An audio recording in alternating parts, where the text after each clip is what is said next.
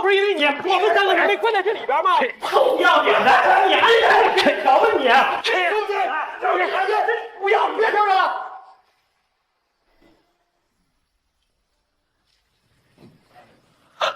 老子堂堂985古汉语文学博士，穿越大钱参与科举，呕心沥血写了篇治国策，本以为能一飞冲天，却被首辅项崇文之子项明彦给抄了，还污蔑老子舞弊。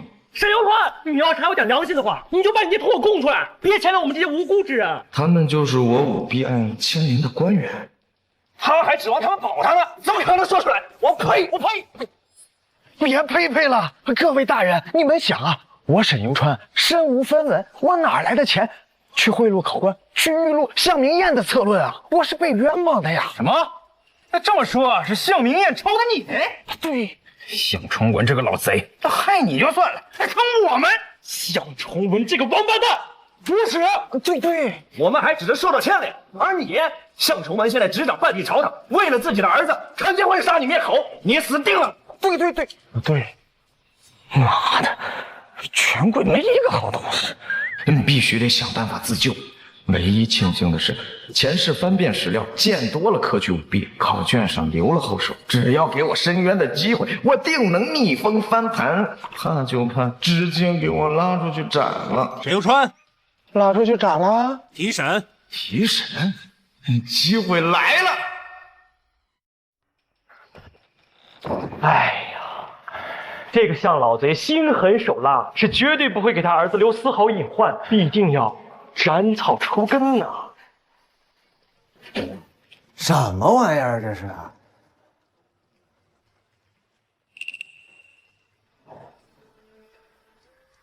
这小姐姐谁呀？看样子来头挺大。月，新帝的亲妹妹，长入鲁南宫月。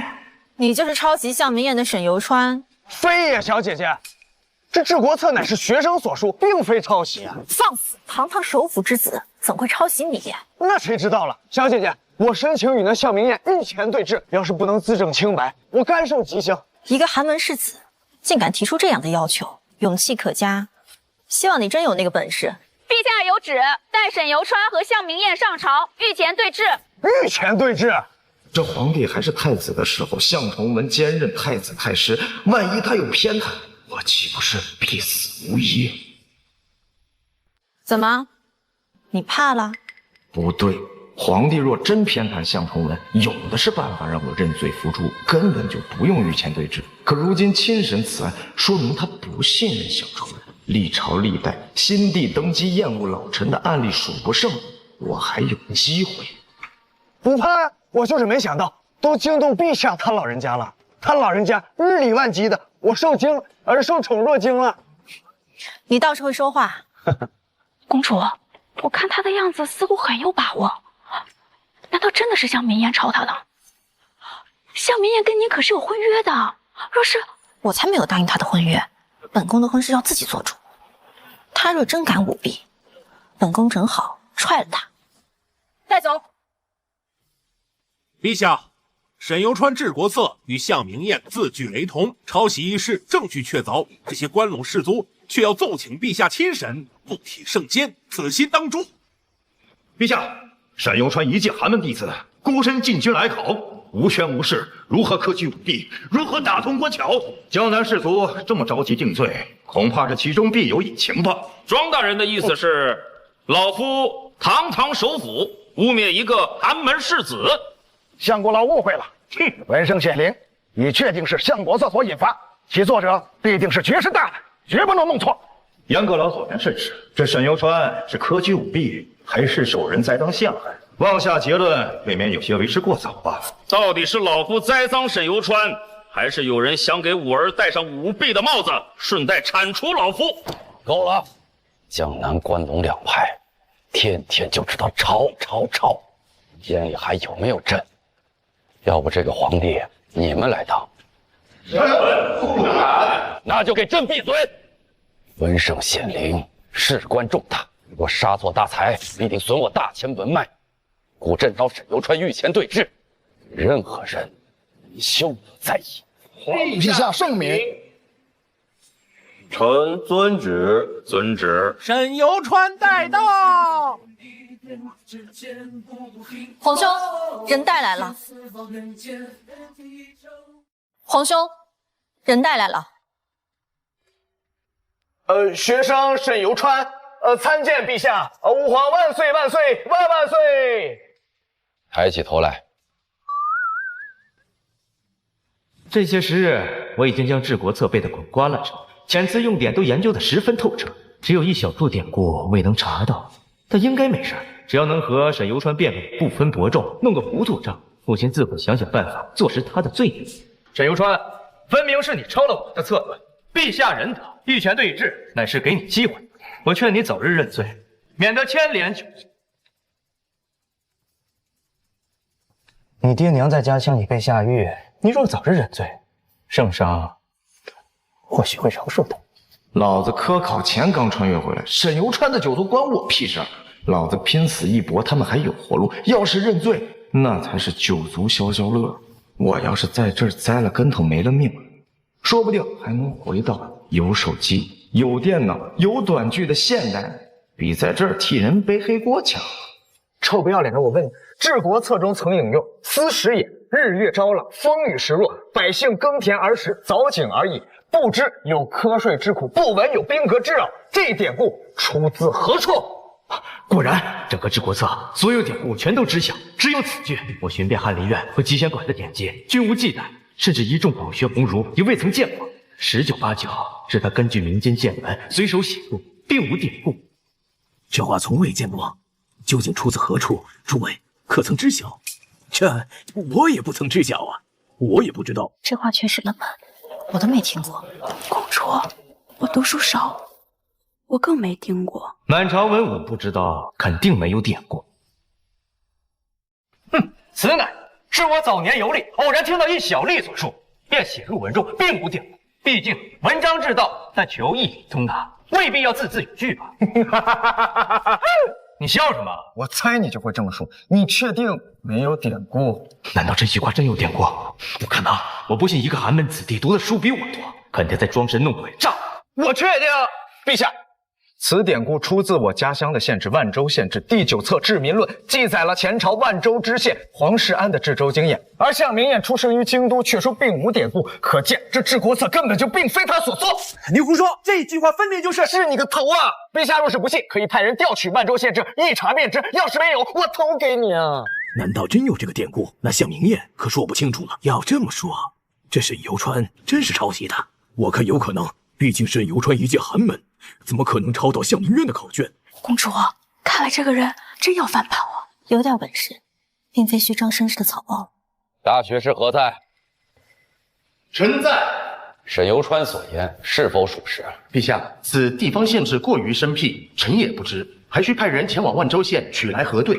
来人，朕命你2人亲自前往万州县调取县志，速去速回。遵旨。向明彦，若这典故真出自万州县志，陛下，即便此句出自万州县志，也未必能说明什么。这些年来，犬子游历四方，或许当初告知此事的小吏看过县志，但谈起此事并未告知出处，故犬子不知亦属正常。妈，这老东西真会开脱。没错，陛下，学生早年游历，也曾在万州县小住，此事县令可以作证。既是小吏告知，为何要让县令作证？向明彦，万州县城的那个小吏姓甚名谁？可否让侍卫一同带回来？就一个小吏而已，随便聊了2句，我哪知道他叫什么？哼，那就是没有人证了。喂，陛下，沈游川能说出文章出处，而向明彦言辞恍惚，必有蹊跷，请陛下明察。严大人，一个典故说不清楚，就要给武儿扣上舞弊重罪。这构陷之意是不是太明显了？向个老，我只是欲加之罪，何患无辞？行了，外卿，你是龙图阁大学士兼国子监大祭酒，本朝文坛领袖，说说你的建议。陛下，臣以为，既然2人各执一词，不妨由陛下亲自命题，让2人当场写一篇策论，比试一番。这样一来，谁有真才实学，谁又是抄袭剽窃，一试便知。真金不怕火炼。既如此，朕就当场命题，你二人可有意见？学生没有意见。陛下，他没意见，我就没意见。沈游川能写出治国策这样佳论，必定有偶然的成分。换个题材，哼，本公子未必怕他，只要争个不分伯仲，父亲肯定能弄死这个寒门蝼蚁。好，但出什么考题呢？报，陛下，女真使臣完颜洪烈到。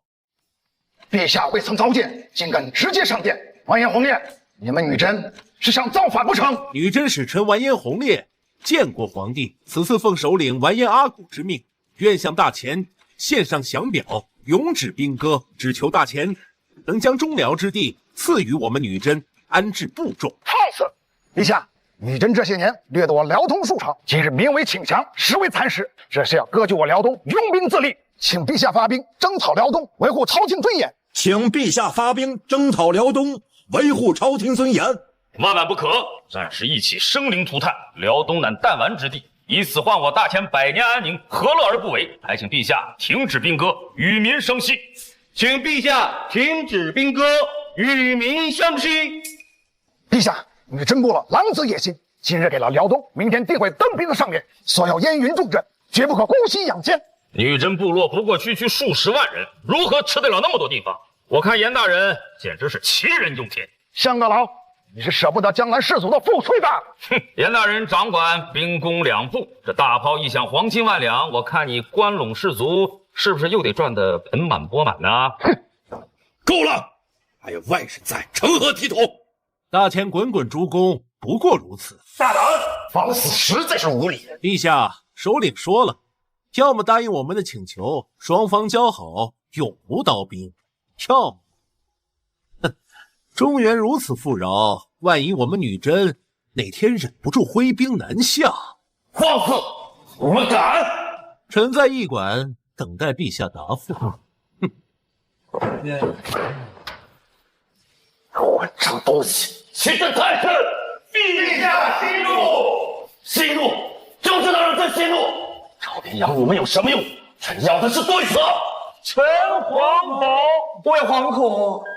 皇兄，辽东一事复杂难断，需从长计议。要么正好以此为题，让他们二人写一篇策论，一来为文武百官抛砖引玉，二来看看二人水平如何，两全其美。昨天恰好看过翰林仲学士关于辽东的策论，写这个，我绝不可能输给沈游川。爹，您这是？女真族使者将至，想以请降的名义向朝廷索要辽东。那不是好事吗？这些年跟女真作战，以致咱们江南税赋连年增加，各大世家苦不堪言，直接把辽东给了，以后咱们也消停点了。可是关陇士族未必愿意放弃这个趁机捞钱的机会，因此我让翰林仲学士准备写份策论，递交圣上，停戈止兵。你入职在即，正好学学。陛下，学生对辽东局势颇有研究，愿意一试。沈游川，你呢？关于辽东的策论，前世苏洵曾借战国时期六国戮王而秦的历史作《六国论》，讽喻北宋对辽西夏屈辱求和之事，立论精辟，气势雄劲，被誉为千古第一论。这与江南士族对女真的态度何其相似，绝对能碾压项明燕。沈游川，你若是困难，就现在认罪，我可以求陛下对你从轻发落。项明燕，你要是困难，就现在认罪，我可以求陛下从轻发落。那就开始吧。来人，赐笔墨。六国论这种雄论，提笔就来，有点太假了。得假装思考一番。其构建事无卧薪尝胆，东赴国仇，安出河心文景之志，乃续战力。如今议和，并非去息，实养民之力，续国之子。孙明彦此文直切要害，不愧是我大秦的后起之秀啊！倒是某些人到现在还未提笔，谁抄谁的，一目了然了吧？构思呢？再说话打个屁股！你按时完成即可，其他人不得随意指摘，影响考生发挥。臣遵旨。系馆中不思小节，而让九合之功，争取暂居匈奴，中统西域。福望陛下效汉高白登之志，弃匹夫之勇，行圣王之道。哼，向明彦思路清晰，文笔流畅，且深知陛下向来推崇汉初朱棣。他这么一等，陛下可能会西至兵戈，答应了女之的请求。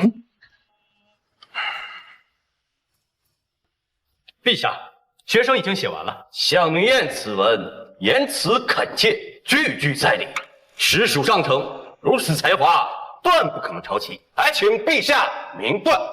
请陛下明断。等沈游川写完再说。沈游川，构思的差不多了吧？沈游川，你要是写不出来了，赶紧认罪。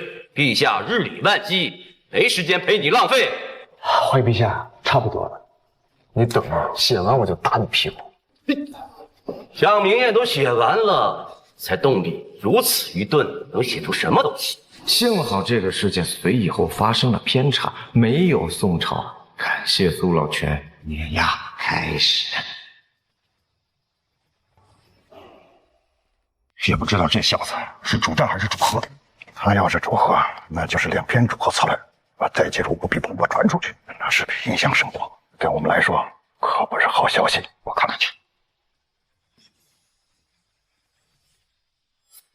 好一个破灭之道，议论精辟，直击要害，比例雄健，简直是字字如刀啊！公主，这周南风可是进士出身，能让他读诗态，这沈游川的文章有点意思。好一个今日各5城，明日再各10城，看似论述是六国和秦的关系，然如今你们江南士族对女真的妥协，岂不正如这六国入秦吗？乃是名副其实的破灭之道。周南风说谁破灭之道呢？我倒要看看这只会抄袭的小子能写出什么东西。一派胡言，是颠覆李固已然。我堂堂大前，怎么会因为此等小事而颠覆？陛下，此子妖言惑众，其心当诛，当重之考核，当即下狱。御前考核是陛下的旨意，你敢私自阻拦，是要抗旨吗？陛下，此子妖言惑众，臣一时失了态，恳请陛下将此子下狱，秋后问斩。够了，朕都还没看，岂容你随意评判？退下！这小子到底写了什么，竟让周震也如此失态？燕赵之君，时有远略，能守其土，亦不入侵。是故燕虽小国而后亡，斯用兵之效也。好，没想到沈游川看似文弱，比例竟如此雄强。将士三国各爱其地，其人不附于秦。刺客不行良将犹在，则胜负之数、存亡之理，当与秦相较。或谓义亮，以戮秦之地，封天下之谋臣；以事秦之心，理天下之奇才。兵力西向，吾恐秦人食之不得下咽也。呜呼！有如此之事，而为秦人击威之所劫，日消月割，以趋于亡，有理，妙啊！不好，此事传出去，势必引起群情激愤，力战于朕。到时候滔滔民意，怕是拦不住啊！就该把他弄死在你刑部的牢房里。好一个狗以天下之大！小儿从六国破亡之故事，是由在六国下矣。陛下，此子罗子健放下！天降异象，文圣显灵，此乃传说中的妙笔生花。妙笔生花。没想到这六国论却引发了传说中的妙笔生花。神作，此乃神作。文圣显灵，又怎会是妖言惑众？难道你们在质疑文圣的公断？臣不敢。哼！思觉先祖父傅风霜斩荆棘，也有尺寸之地。子孙视之不慎兮，如以举人，如弃草芥。我大前先祖以800人起兵，固守洛斩荆棘，才有江北尺寸之地。后举兵南下，征战20载，才打下了现在的大前江山。如今朕若是将辽东举以与人，如弃草芥，那跟这六国的鼠辈又有何区别？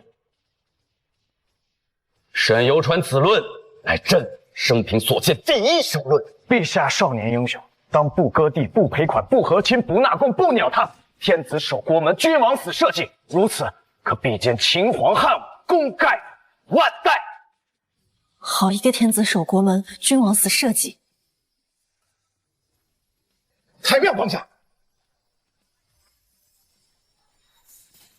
竟然是先祖共鸣！先祖共鸣？没错，沈游川这句“天子守国门，君王死社稷”，竟然引发了我大千历代先祖的共鸣。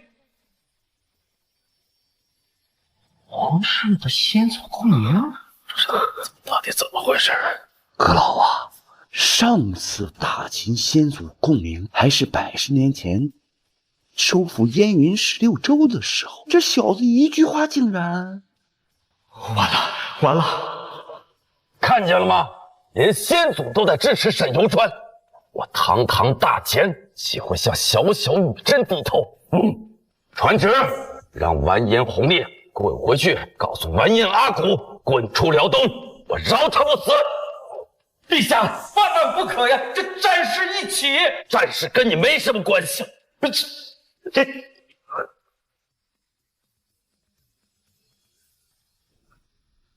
孰胜孰劣，不用朕多说了吧？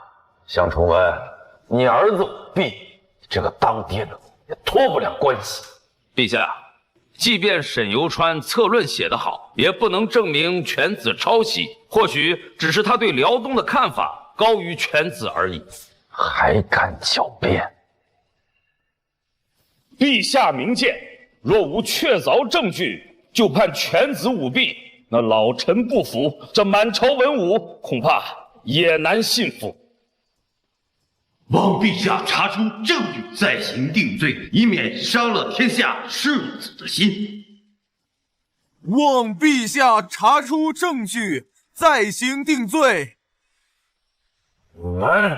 莫生气，莫生气，学生这儿还有证据证明治国策使学生病。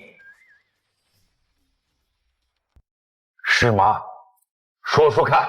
证据就在考卷里，让他死啦死啦地。这家伙葫芦里卖的什么药啊？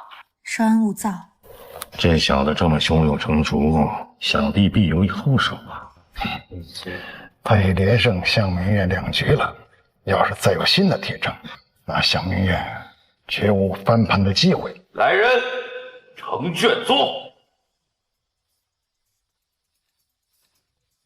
瞧一瞧，看一看，这篇试卷是我写的。向成明，这篇是你写的吧？没错，是我的卷子。小子，你到底想干什么？干！你别太过分了。我过分？你都在茅房里跳高了，我过分？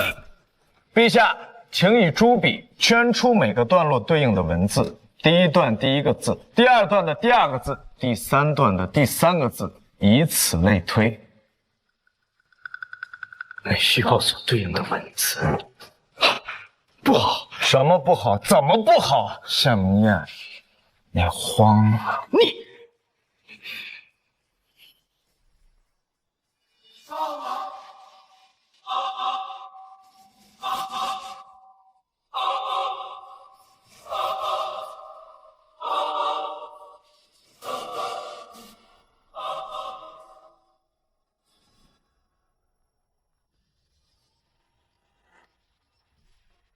向崇文，你自己看。向崇文，你自己看。沈游川，书于天启3年春尾。向明月，你的考试题上怎么会藏有沈游川的名字？难道这天下还有这等巧事儿？巧事儿，骗鬼的吧？向明月，还有何话可说？陛下，学生。向崇文，你呢？别说你儿子必一概不知。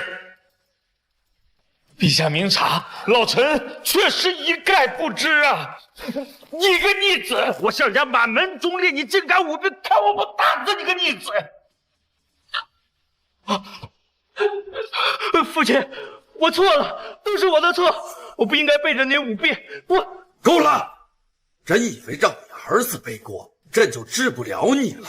你身为其父，管教不严之罪总有吧？陛下圣明，此事必须严惩。着，罢免项崇文一切官职，将项家满门发配辽东。阿爹，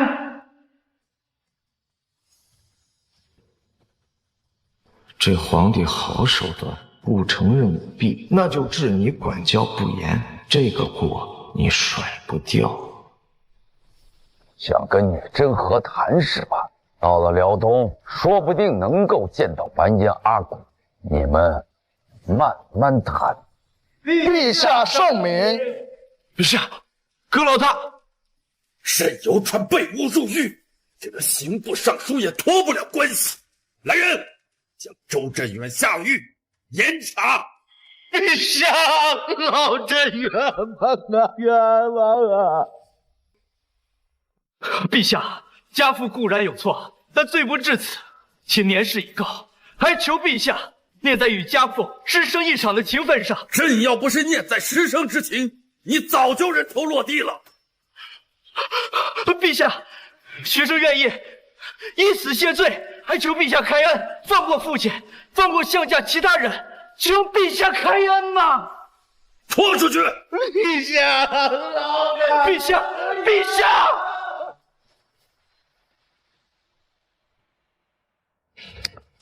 父慈子孝啊！公主，没想到这沈游川还留了这么一手。藏明卷，他到底在想什么？他还坑倒了项崇文呢。才华惊世，脑子还灵光，不是呆板无聊的穷酸腐乳，有点意思。堂堂的一介首辅，竟然被这小子坑成这样，简直是旷世奇才呀！不仅能引发书圣显灵，还能引入先祖共鸣，这小子前途无量，必须拉到咱们这边。有机会跟他聊聊。明白。情况你们也看到了，传旨将沈游川无罪释放。多谢陛下。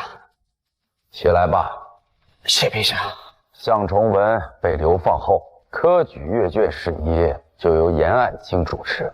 臣领旨。刑部尚书再由侍郎庄南风代理。臣谢主有安。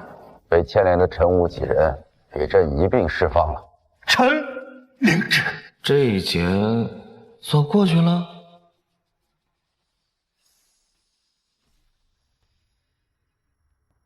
这江南士族损失惨重，绝对不会放过我。我这种寒门世子，在他们面前如同蝼蚁，日后恐怕得处处小心了。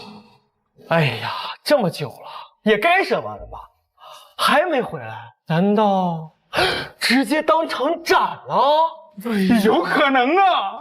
刑部尚书周镇远，那可是江南士族的核心人物，他绝对不会留着沈游川夜长梦多的。哎呀，这么狠，那咱们会不会？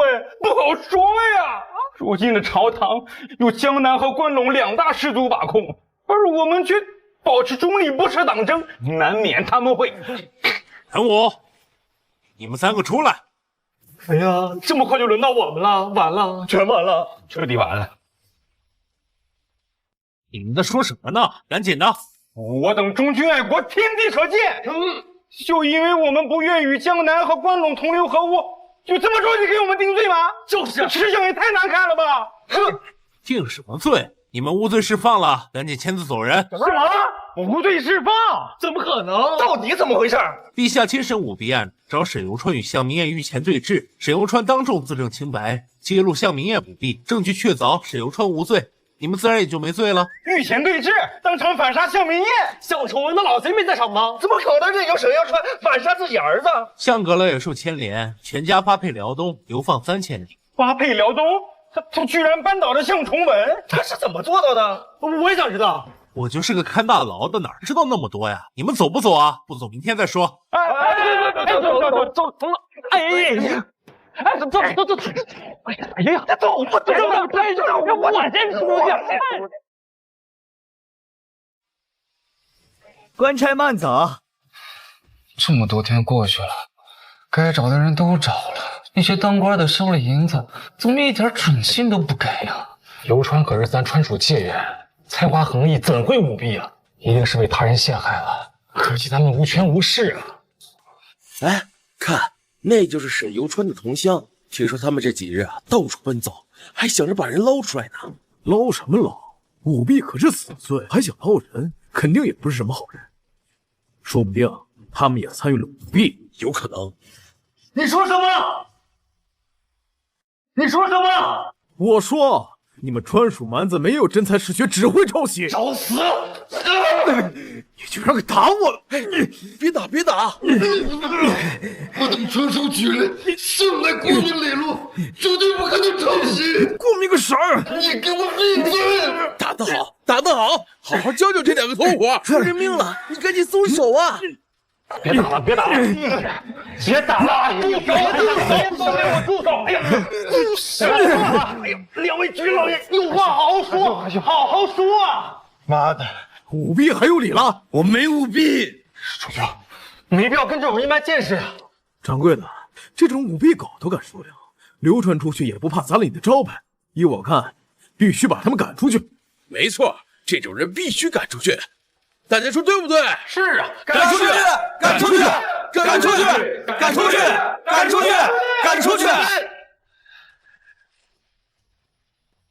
一个狗屁官二代也敢跟我斗，也不撒泡尿照照自己。对了，这几日韩兄、楚兄他们该想我了，得赶紧回去。楚举人、韩举人，近几日确实有不少戏子有怨言，要不然您二位换家住？怎么原地？哎，韩兄，老板，这个银子啊没拿着，我这些朋友他性子有点急。这样，我们现在立刻回客房，绝不再惹是生非。哎呦，楚举人，这不是钱的事儿，纵怒难犯，我们也没有办法。小二来了，掌柜，去帮楚举人、韩举人东西收拾一下。哦，对了，还有那个舞弊犯史游川也一并收拾了。得嘞，掌柜。混蛋！哎呀，韩兄，你冷静一点，他们人多势众，咱们不是对手啊。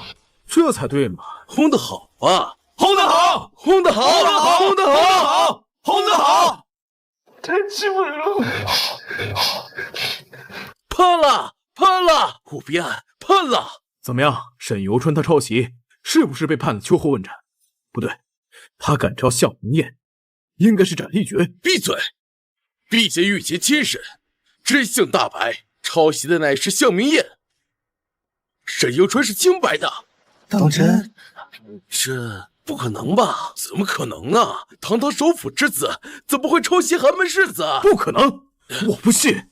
话可不能乱说，造谣首辅之子可是要掉脑袋的。放肆！圣上当场命题，论许辽东之事。沈介元用一篇六国论镇压全场，陛下亲口命其为天下第一雄论。再敢胡说，小心你丢脑袋！什么？陛下亲口御封第一雄论，陛下亲口预言，这是何等的荣耀！何等的荣耀啊！而且再次引发这文圣显灵，引起这妙笔生花之意象，整个国子监都传遍了。楚兄，你听到了吗？游川不仅洗脱了冤屈，还得到了陛下的首肯呀！听到了，文圣显灵，寒窗苦读10年，他终于熬出来了。太好了！你听到了吗？陛下亲口御批的第一雄论，这是游川的才华，你就是眼红嫉妒，你容不得别人的才华比你更好。这个心胸狭隘之辈，呸！读书人的耻辱！不可能！我不信，应试写的文章怎么可能有这么好？陛下肯定是被他蒙蔽了双眼。一个川蜀蛮子怎么可能？你懂什么？女真来朝，叫嚣让朝廷割让辽东，整个江南士族都要求割地求和。沈介元借六国覆灭之大，驳斥了江南士族，陛下大受震撼，当即决定征伐女真。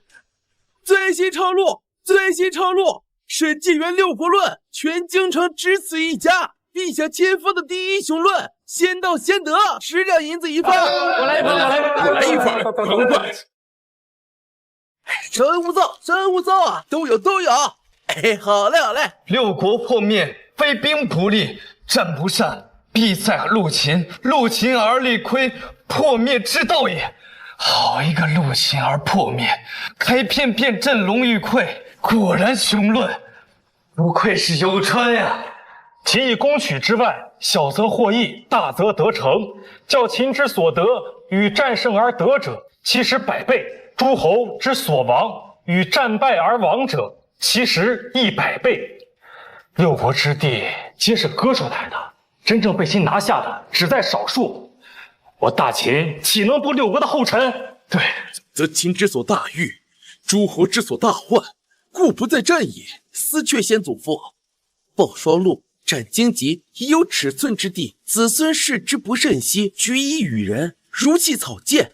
然则诸侯之地有限，抱秦之欲无厌，奉之弥繁，亲之欲急。苟以天下之大，下而从六国破亡之故事，是有则六国下矣。好一个苟以天下之大，下而从六国破亡之故事，是犹在六国下矣。六国入秦，乃是因为他们弱于秦，所以割城求和。我大秦之强，强于女真1000倍万倍，若还割城求和，岂不连六国数倍都不如？游川定是对朝局有所研究，才能做出这样的雄论。陛下亲自御批，天下第一雄文，果然是名副其实啊！读圣贤书而不忘天下事，这才是武备楷模啊！如此雄才，以后谁要是再敢说他舞弊，我第一个不答应。没错，我回来了，想我没有？啊，这什么情况啊？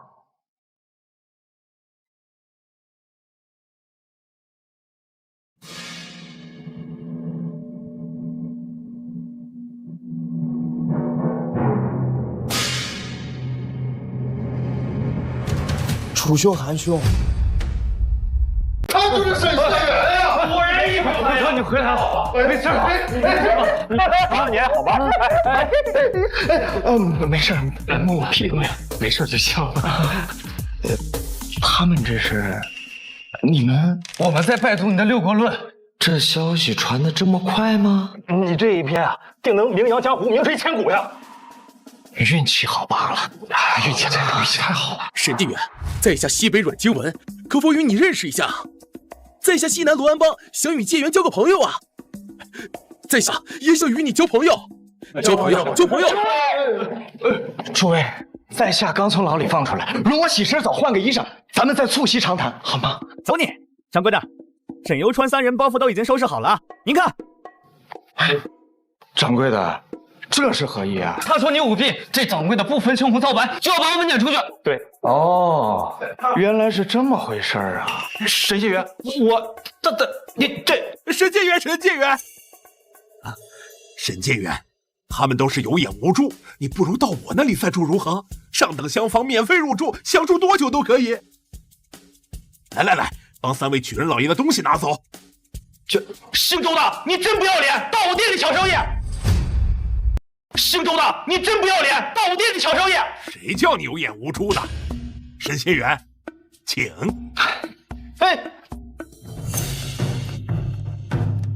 恭喜川蜀万州县楚韩楚老爷高中会试第72名，入围殿试。中了！我中了！我中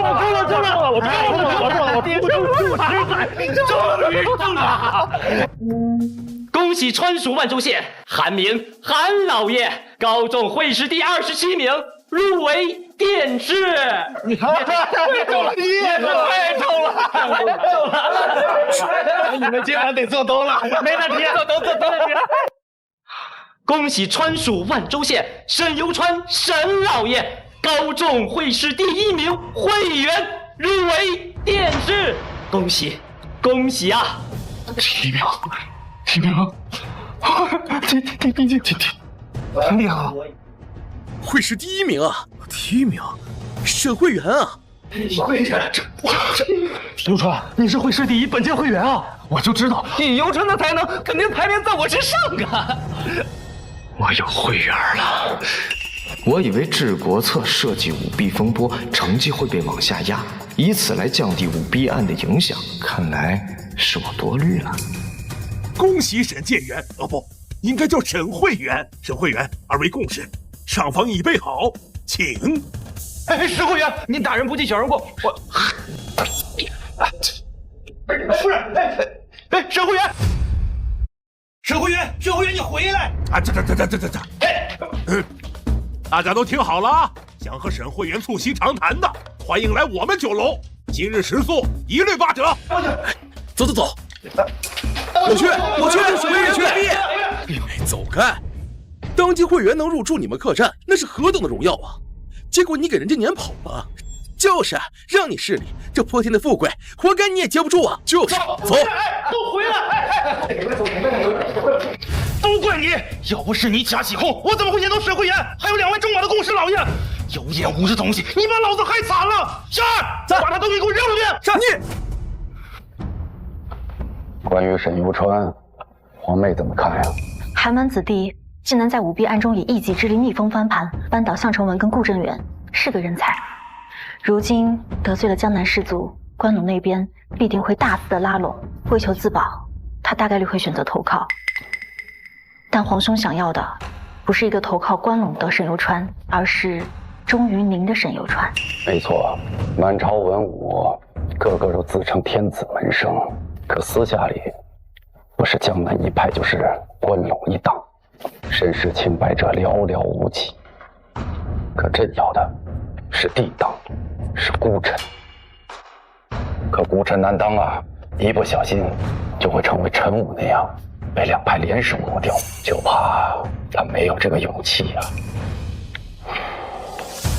要不陈妹先帮您试探一下？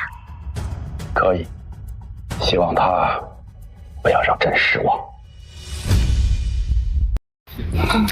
既来之则安之，既然死不了，那就不死。这江南士族对我现在恨之入骨，我得处处小心才是。但是眼下最重要的是没钱了呀！韩兄、楚兄他们2个这几天为我上下打点，也给糟够呛了。得想个办法搞钱才是。这人家传回古代，不是发明这个就是发明那个，那我一个文科生，我什么也不会呀。诗词歌赋、经义策论，这怎么卖钱？总不能让我去卖吧？我一个堂堂现代博士，回到古代当鸭子？不行，算了，还是先找他们会合再说吧。是那小子吗？没错，就是他。行，给我盯紧了。金主说了，杀了他，应记500两。是那小子吗？没错，就是他。行，给我盯紧了。金主说了，杀了他，应记500两。好多年都没有遇到这么大的买卖了，都给我精神点，知道吗？明白。抱歉，来吧，坐，来，给你介绍一下啊，江峰、江雄，江南共事，我们呀也是偶遇，一起坐。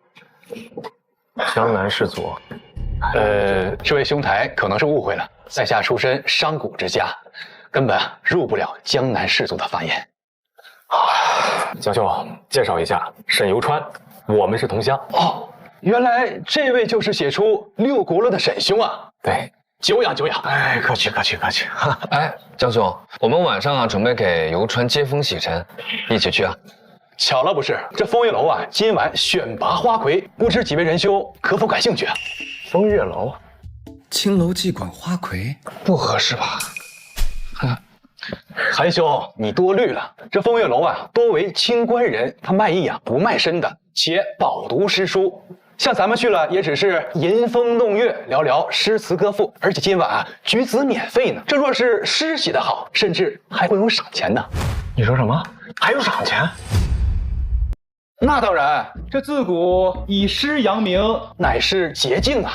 若在风月楼写出旷世佳作，这风月楼也能跟着扬名，这东家自然会激励一番。有道理，这不就是前世的自媒体吗？做广告拿佣金。何为自媒体啊？这自媒体，另外一个青楼。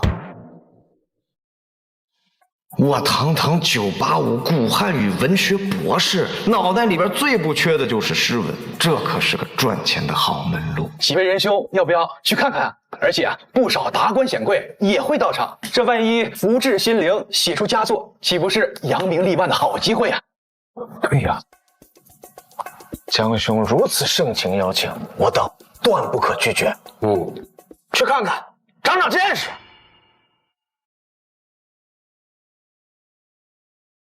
客官，里面请。这里啊，就是风月楼了。哦，すごい。怎么样？这就是古代的青楼呀，硬件虽不如前世的会所，但氛围有过之而无不及。江公子来了，2楼雅间已备好酒菜，请随我来。多谢。这边请。谢谢。这几人一路都在繁华路段，不好下手啊！急什么？总会有机会的。500两呢，多等几天又何妨？给我听紧了。哟，庄公子，幸会幸会，在下江峰。您呀，贵人多忘事。前几日我们在集贤馆碰过面了。小江是吧？对，3位仁兄，我给你们介绍一下，这位是刑部侍郎庄大人的公子，庄南风的儿子。刑部尚书代由侍郎庄南风代理。臣谢主有恩。庄公子，给你也介绍一下，这位是楚寒楚兄，韩明韩兄。这位隆重的给你介绍一下，他可是写过《六国论》的沈游川沈兄。沈游川，你认识啊？不认识，我也不认识。不过我倒是听闻过你，沈游川。日后啊，多多为我们关陇士族效力，我爹和我叔伯定会保你无疑啊。什么阿猫阿狗，也想攀龙附凤。我只是自救，却被他们当成走狗。关陇士族，我们还真有自信。哎，庄兄，他毕竟是写出《六国论》的惊世天才，你这态度是不是？哎，他写《六国论》，无非是想接近我们关陇士族。不过，想接近我们没那么容易啊，日后看他表现吧。沈兄。这权贵阶层向来如此，不要放在心上。哼，若非游川，他们关陇士族岂能扳倒项崇文？真是太过分了！哎，算了，多谢江兄提醒。各位，花魁竞选即将开始，还是赶紧入座吧。几位仁兄，不要因为刚才的小事而扰了雅兴，快坐，坐。各位如有需要，随时招呼。江兄对这很了解吗？那倒也没有。家父啊，在江南做丝绸生意，与这些地方常有来往。我呢，自幼耳濡目染，所以啊，轻车熟路，见笑了。各位贵客安好，妾身风月楼掌事滇柳，今日感谢各位的到来，共襄选魁盛世。姑娘们，亮个相吧。你们看。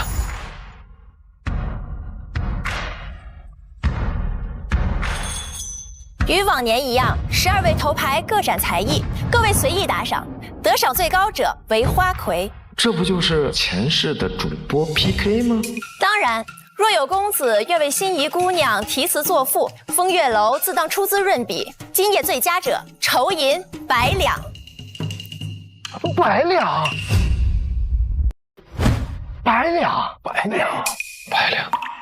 一首诗100两，要是能赢下这笔钱，足够花好长时间了。游川兄是心动了？没关系，你后面呀有纸和笔。哎，楚兄，你太坏了！明明知道游川只精于策论，不善诗词，你这不是捉弄他吗？沈兄不善诗词？原主的确不善诗词，当然我也不擅长，但我能抄啊。不过还得看看这大钱的诗词水平如何，再决定抄哪首合适。是啊，我从小研究精义策论，对诗词歌赋的确是不擅长啊。理解理解，但我与沈兄就不同了，乃是诗经出身的举人，虽然不善策论，但诗词歌赋颇有造诣。若今后有机会，咱们取长补短，相互学习啊！取长补短，相互学习。选魁盛世现在开始。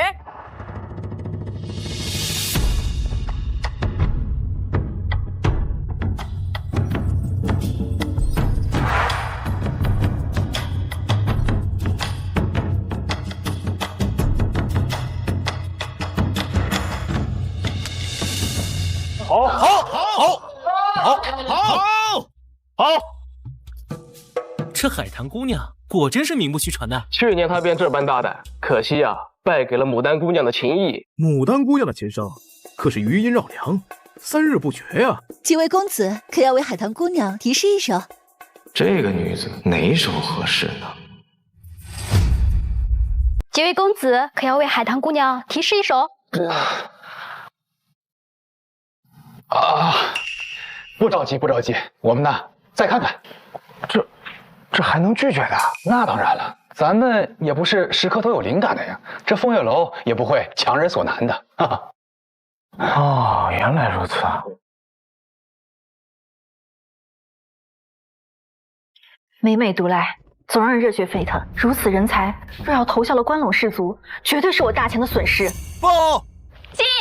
公主，怎么样？查到沈游川去处了吗？禀告公主，查到了。那沈公子在哪儿？快说呀！在风月楼。风月楼？看着斯斯文文的，还以为是个正人君子，没想到男人都一个样。公主，风流才子出入秦楼楚馆也属正常。再说了，那风月楼是清馆，你为何如此动怒？难道您对沈公子之才心生爱慕，吃醋了？我呸！说什么呢？本公主什么身份啊？岂会对他有想法？再怎么说，我撕烂你的嘴！公主息怒，奴婢不敢了。那咱们还去见他吗？见，当然得见。要是关陇士族先行一步，他扛不住压力投效了，可就晚了。那怎么办？听说风月楼今天晚上选花魁，咱俩去看看。胭脂俗粉岂能过您的眼？再说了，咱们这身份怎么去啊？你找2身男装过来。哦，几位公子，这位如何？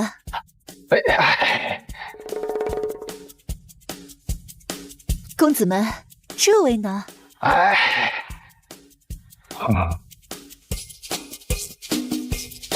这位，不用了。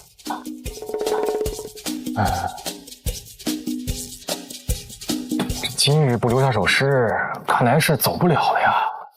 说是举子免费，也不是让咱们白吃白喝。那是当然，虽说不逼迫吧，但是啊，他料定了咱们是读书人，脸皮薄，不是真的白吃。等举子留下笔墨，若到时有人高中进士，甚至啊拜阁入相，那可是笔大谈资。好，来，好。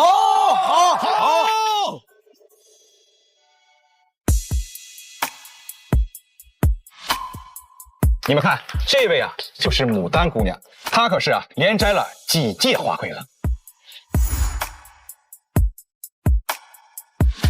表演即将结束，几位公子现在可有雅兴？有还是没有？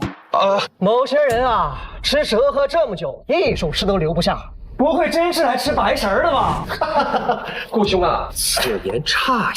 他们呢，不过是些川蜀蛮子罢了，哪懂什么吟诗作对呀？什么会试第一、文圣显灵，不过是运气好罢了。跟咱们江南学子比，都是些上不得台面的东西。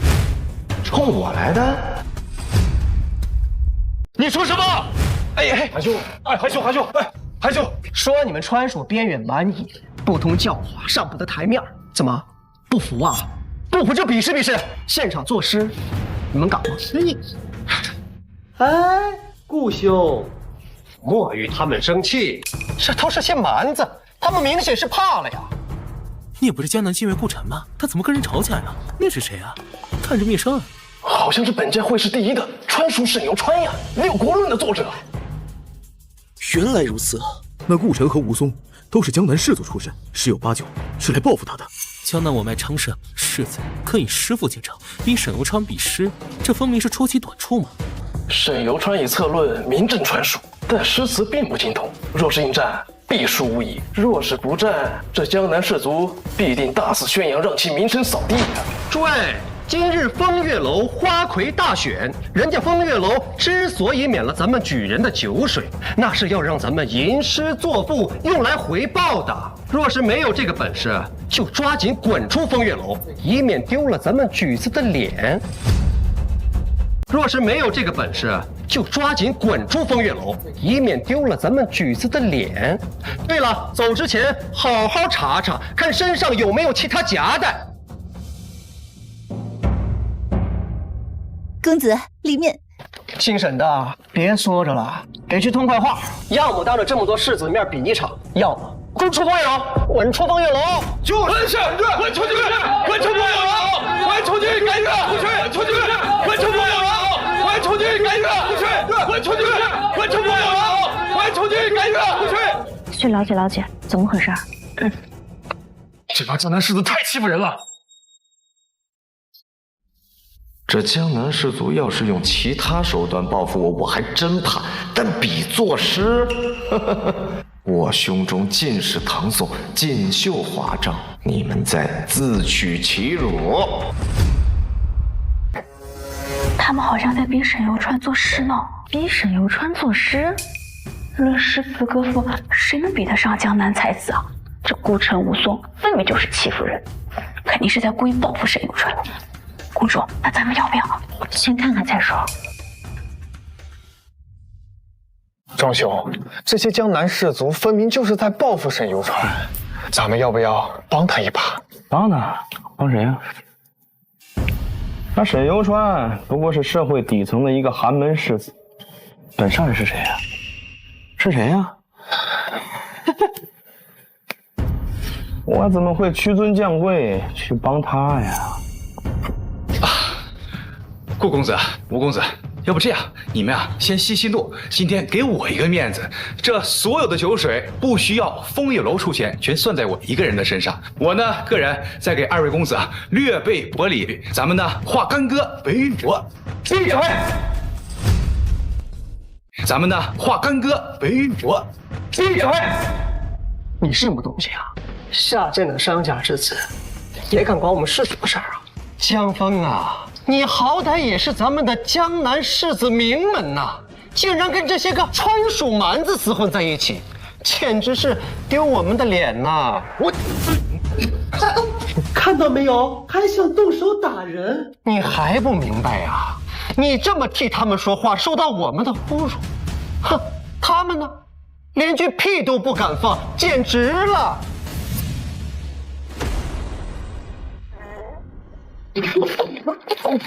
有种死呗！喜欢听放屁是吧？满足你们。你要比试是吧？我跟你比。由川，沈由川，你一个穷乡僻壤的土包子，竟真打算跟我们这些书香门第的江南才子比作诗？你究竟是勇气可嘉，还是自不量力啊？你哪那么多屁话？比还是不比？既然你这么急着自取其辱，那本少就成全你。咱们就借此情此景，给牡丹姑娘作诗一首，让在场的众人判断，谁若输了，谁跪下磕头认输，敢吗？跪下，你太过分了吧！怎么不敢？不敢就滚蛋！少在这丢人现眼。对，不敢就赶紧滚出去啊！赶紧滚！滚出去！滚出去！滚！滚就滚，滚！但是是他滚，谁说我不敢了？这家伙果然上钩了，写出6国论又怎么样？会试第1又怎么样？随便刺激2下就敢跟我比做事，莽夫，等着磕头认输吧。行，希望你等会儿磕头认输的时候还能这么硬气。刘川，退后，这个逼我非装不可。是我先来还是我先来啊？当然本少先来，你先来就你先来。我要让你知道什么叫做珠玉在先。等我写完，保准你羞愧难当，不敢动笔。太好了，顾兄，让这些蛮子见识见识。没错，要他领教领教我们江南士子的才情。对，让这个乡野莽夫长长记性。各位放心，各位放心。有了，你倒是生啊！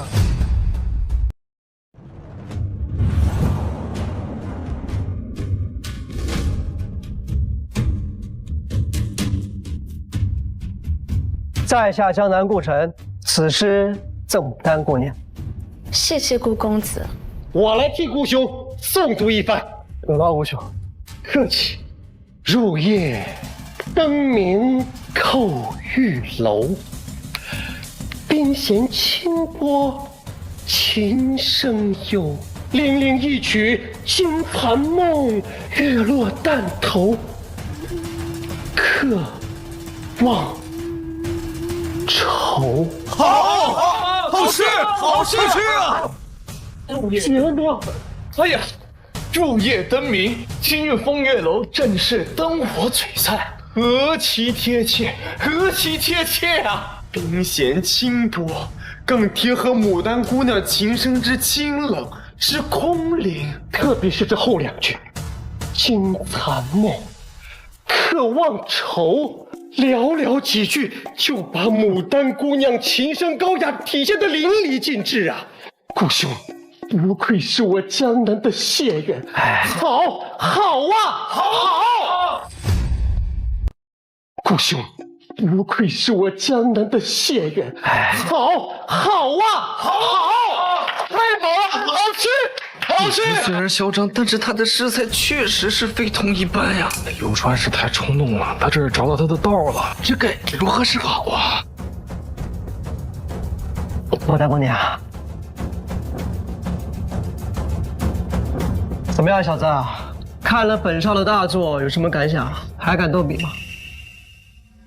沈游川虽然策论经世，但临场作诗想要胜过顾城，恐怕难如登天。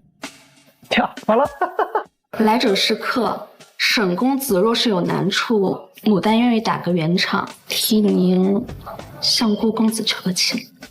这萍水相逢就能主动帮忙解围，这人情世故还真是炉火纯青啊！难怪能连摘3届花魁。我还以为你们江南士族能写出什么旷世佳作呢。哎，催我！你就这，什么逼玩意儿？合肥是你们自取其辱，那就别怪老子了。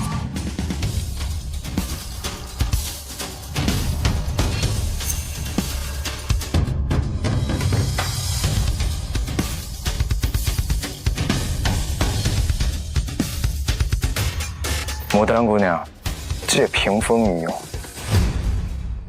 说本少写的什么？我看你能写出什么玩意儿？这逼玩意儿！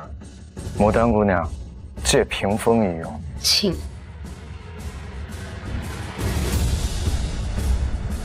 太能装了，真装啊！我的天哪！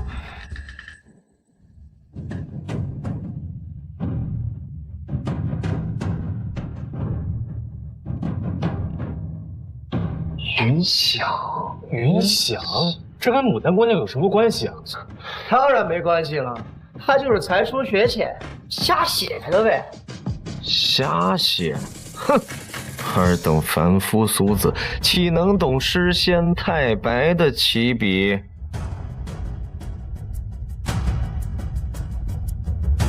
花想柔，衣裳花想柔，云想衣裳花想柔，见云这灿烂，便想其衣裳；见花这绚丽，便思其容颜。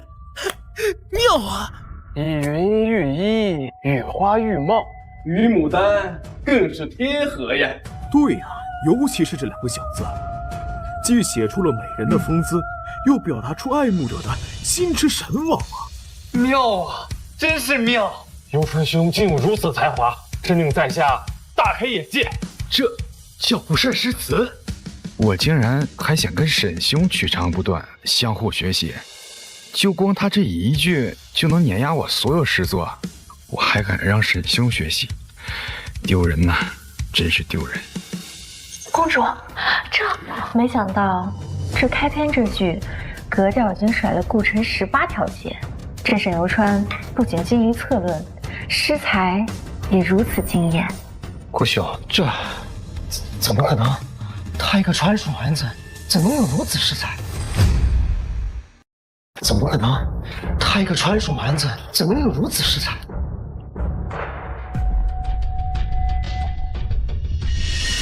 春风拂槛露华浓，春风拂槛露华浓。春风拂槛，暗示美人凭栏，露华浓。表面上写花上露珠，实则暗喻美人流泪。美人凭栏，孤寂流泪。这牡丹姑娘看似风光，却以19年华还为觅的良人。听说她一直为此暗自发愁。美人凭栏，孤寂泛泪，孤寂谁知啊？没想到被这沈游川一语道破，真是浪漫而又深刻呀！满座士子，懂我的竟只有沈公子。沈公子，你继续。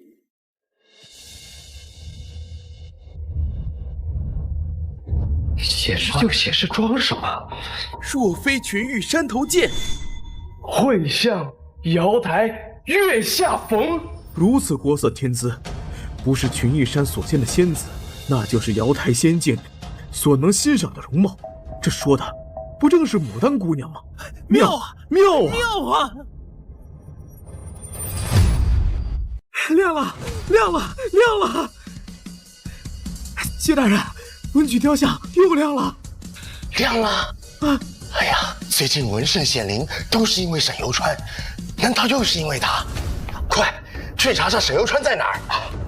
是啊，走去后院。清平调，赠牡丹姑娘。好一首清平调，沈兄大才呀，简直是红泥土影，绝代风华呀！哎，灵光一闪罢了。游川真棒，真是给我们川蜀局势争光呀！有时灵光一闪而过，偶得佳句。偶得，沈兄太低调了，太低调了。沈公子既写得如此惊世之作，还如此谦虚，不像某些人在比赛之前还说自己珠玉在前。哼，依我看呢，不过是抛砖引玉罢了。自己抛了块砖，引出了沈兄的美誉，还说什么是江南才子？我看是浪得虚名吧。你们，你。多谢沈公子赠诗。哎，云想衣裳花想容，有此一赏，足以让牡丹连任本届花魁。何止牡丹连任花魁啊！不出明日，此事定然传遍京城，风月楼必定声名更盛，碾压京城一众青楼楚馆。说得不错。沈公子，牡丹深知此事无价，一点润笔，聊表心意。这屏风，牡丹以后定会视之如命，好好珍惜。200两，这么多？不对，诗仙太白的绝世佳作，只换了200两，我还嫌多。沈游川，你真没出息。谢谢牡丹姑娘。有劳沈公子。结果显而易见了吧？江南草包也该履行赌约了吧？跪下道歉，磕头认错。放肆！我顾家一门三翰里，岂能向一个川蜀蛮子磕头认输？就是。你们三翰里怎么了？诗写的赖还耍赖，真丢人！就是，跪下认输吧。对，跪下认输，跪下认输，跪下认输，磕头认输，磕头认输，磕头认输，磕头认输，磕头认输，磕头认输，磕头认输。钟公子，喂，钟兄，真没想到，这沈游川不仅策论经世，而且诗才竟然也如此惊艳，真是咱们关龙氏族之福啊！真不错呀，不过想当我们关龙氏族的狗还不够。顾兄，这磕头丢人，耍赖也丢人呐！你可是咱们江南的界缘，你得想办法，要不然咱们江南氏族的脸可都让你丢尽了。磕头认输，都给我闭嘴！认输，这句不算，因为沈游川这首诗是抄的，抄的。因为沈游川这首诗是抄的，真的假的？抄的？顾主，这如此佳作，若真早有之，怎会籍籍无名？这顾城八成是为了强行挽尊，扯谎污蔑。千真万确，这首《清平调》我曾在典籍上见过，没想到他沈游川竟如此下作，抄诗比试，胜之不武。对，哦，对，就是抄的，我也见过。哼，如此下作，竟然把别人的佳作据为你有，照这么分析，《六国论》想必也是抄的，对，抄的。你俩纯放屁！你说在典籍上见过，你说说在哪个典籍上见过？都是读书人，你说出来，大家一起查一查。我自幼饱读诗书，学富五车，我现在记不起名字了。说不出来是吧？那就不存在。少信武开河，信口雌黄。他一个川蜀蛮子，哪来的如此才情，写出如此惊世佳作？我现在记不起名字了。说不出来是吧？那就不存在。少信武开河，信口雌黄。他一个川蜀蛮子，哪来的如此才情，写出如此惊世佳作？就是。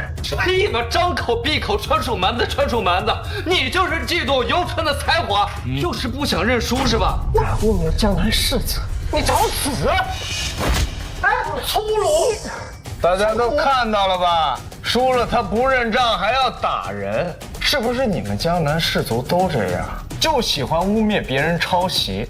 他向明艳这样，你也这样，你们不是同一个老师吧？大家说，他这是不是臭不要脸？臭不要脸！臭不要脸！臭不要脸！臭不要脸！臭不要脸！臭不要脸！臭不要脸！你们不要脸！你口口声声说知道这首诗，却说不出是什么典籍，这分明就是在扯谎。什么江南才子呀？才不如人就算了，人品是一个比一个差呀！他们有才华就是抄袭，你们这些江南才子名头都是靠一些污蔑得来的吗？你们都给我闭嘴！沈游川，你推波助澜污蔑我江南士子，无非就是想证明你这首诗不是抄的。行，本少给你个机会，咱们再比试一场。你若还能赢，本少二话不说，承认才不如你，立马下跪磕头认输，敢吗？说那么多逼话，不就是想给自己找补吗？你少废话，敢还是不敢？我告诉你，我腹中怕了，他怕了。我腹中皆是锦绣华章。狂妄！沈游川，今日才子云集，你竟还如此狂妄，分明就是没把天下士子放在眼里。这清平调确实惊艳，但我估计这十有八九是福至心灵，妙手武德，绝不可能每首都有如此水准。他方才说自己满腹锦绣华章，这也太狂妄了吧！依我看呀，就是喝多了，目中无人。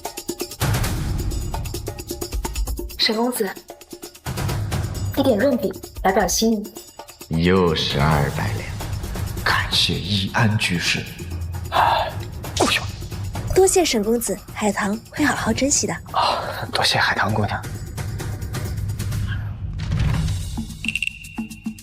臭不要脸的，这首词你不会也在哪个典籍上看到过吧？你可恶，实在是可恶！你是准备继续耍赖呢，还是准备磕头认错呀？你是准备继续耍赖呢，还是准备磕头认错呀？他一个川蜀蛮子，为何随手便有如此巧思？我3岁识字，5岁能文，堂堂江南解元，天之骄子，为什么会一而再再而三的输给他？磕头认输，磕头认输，磕头认输，磕头认输，磕头认输，磕头认输，磕头认输，磕头认输。三叔，你怎么来了？他就是顾家三叔顾世言，曾经的探花，如今翰林学士，号称江南诗圣的顾世言。他怎么来了？丢人现眼的东西！你就是川蜀沈游川，小小年纪恃才傲物，让人下跪。怎么，这么多年的书都读到狗肚子里去了吗？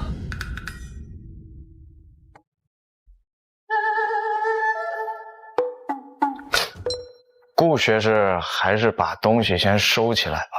况且这下跪认输不是我说的，是你侄子说的。那是小陈给你开玩笑，岂能当真？没错，我就是开玩笑的。三叔，这些川蜀蛮子竟抓着我的玩笑不放，逼我下跪，有如这些。你可真行啊！你输了就说是开玩笑，你真不嫌害臊啊！我想问啊，你们顾家是不是都像你这样不要脸呢？只要游川今天输了，你是不是要逼他下跪啊？啊！正是欺人，正是欺人，正是欺人，正是欺人！闭嘴！此事就此作罢。若是有人胆敢再提，就是与我顾家作对。认输，磕头认输，磕头认输。怎么？看来你不服啊！好，老夫与你比。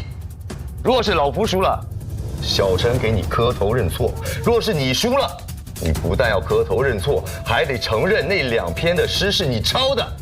敢吗？敢吗？敢吗？顾世言竟要亲自对付沈游川，江南诗圣一代探花，这不是以大欺小吗？什么江南世祖，太无耻了！就是，哼，谅你也不敢。就此作罢。走，比就比。但既然顾学士都亲自跟我比了，你若是输了，只让他一个人磕头认输不够，你们2个一起磕头认输，真能装啊！你居然敢让老夫给你磕头！你怎么？顾学士知道自己会输，这么多人看着呀，老夫岂能怕他？行，就依你，我就不信。老夫堂堂一个江南诗圣，能输给你这个黄毛小子？你侄子刚才也是这么自信。小子，你虽然才华横溢，但老夫这些天在家推敲了数首佳作，必定于你。沈公子，顾学士，唐突打扰，在下雪梅，2位比诗能否赠奴家一首？我在家做的事根本没有跟梅雪有关的呀，这该如何是好？这12头牌之首雪梅，她也来求诗。这清平调如梦令一出，这牡丹海棠啊，名气大增。这雪梅肯定不甘落后呀。雪梅向2人求诗，却只听着沈游川，这心中所求，明显只有他嘛。哎呦，这堂堂江南诗圣竟然被无视了。只是这沈游川还能否做出如前2首一样的佳作呀？可1可2不可3，我看难。哎，游川，退后。退后，这个逼我还能装。沈公子，一点心意。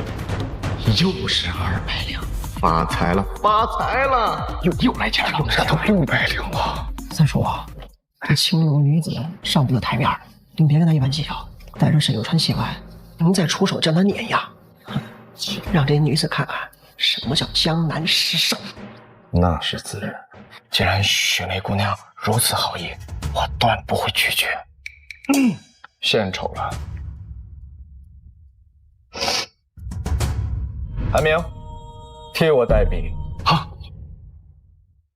装腔作势，这么一说，梅雪争春，未肯降。梅雪争春，开篇即将梅与雪赋予人性，妙啊妙啊！骚人阁笔废平章，骚人阁笔废平章。自古以来，这文人墨客对于雪梅一直是难评高下。他这一句，真是道尽了千古争论呐！梅须逊雪3分白，雪却输梅1段香。好一句，梅须逊雪3分白，雪却输梅1段香。好诗，好诗，好诗啊！好诗！梅须逊雪，雪却输梅，好，好啊！好个屁呀！这梅雪各有千秋，却亦有不足，直接升为主旨，劲道啊，深刻。这2句一定会成为千古名句。沈兄，大才，大才啊！谢沈公子。又是旷世佳句，这小子怎么会有如此敏捷的才思？他三叔该你了。可恶！这青楼女子好端端的求什么诗？坏我好事！三叔，该你了。闭嘴！你们看，顾世言这是什么表情啊？还能什么表情啊？这是想不出能压住沈兄的诗了，慌了呗！梅须逊雪3分白，雪却输梅1段香。这句话一出来，短时间内他想压过，就算是江南诗圣，那也得抓耳挠腮呀！挠腮，刘川，天助奇才，我的神啊！梅须逊雪，雪却输梅；梅逊雪，雪输梅。究竟如何才能压住这2句啊？沈公子，沈公子，在下金雀想要求诗一首。沈公子，在下碧霄也想求诗一首。我也要，我也要，我也要，我也要。还有我，沈公子，我先来的，我先来的，我就出来了。你们看，9大头牌争相求诗，这在风月楼的历史上，那真是头一次啊！这还是牡丹3位同时得道，不然的话，一个是12头牌同时求诗啊！放眼整个京城，那也是头一遭。沈兄，羡煞我也呀！前3首勉强说得过去，就怕后面几首没有前面精彩吧？你闭嘴吧你！沈兄，你就保持水准，再做球手，一定可以名震京城，成为佳话。球手，哎呀，真能吹牛啊！这么多人，这么多钱，足够我在京城躺平好几年。诸位，不要急，不要慌，每个人都有。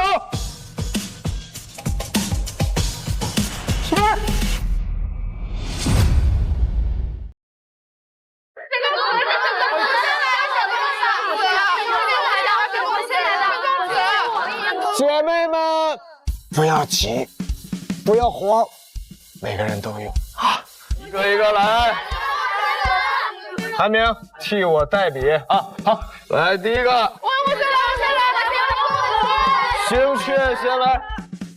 赠金雀，明月别枝金雀。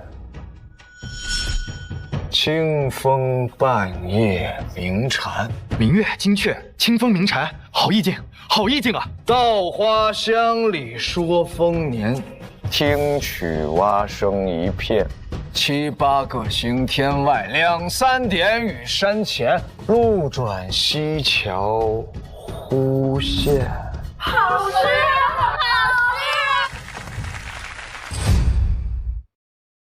诗。下一个。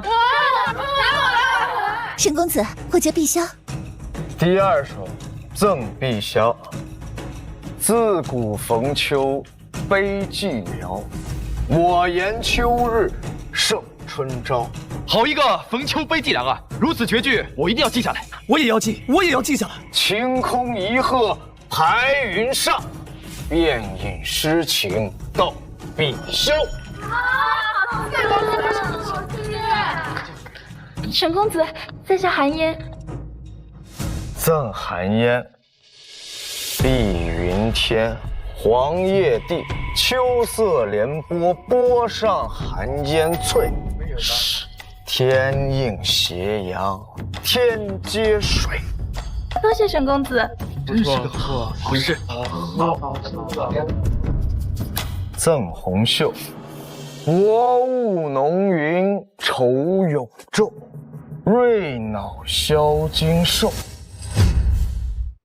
莫道不销魂，帘卷西风，人比黄花瘦。暗香涌动，好诗啊！多谢沈公子。真是好诗啊！好诗啊！下一首赠子烟，日照香炉生紫烟。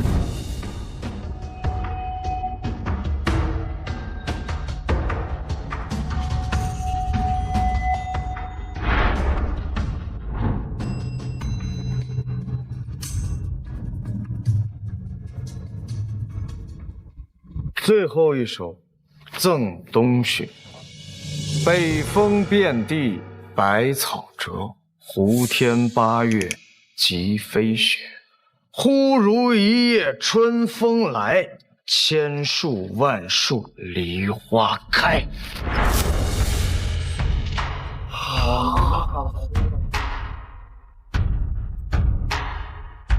好诗，真是好诗。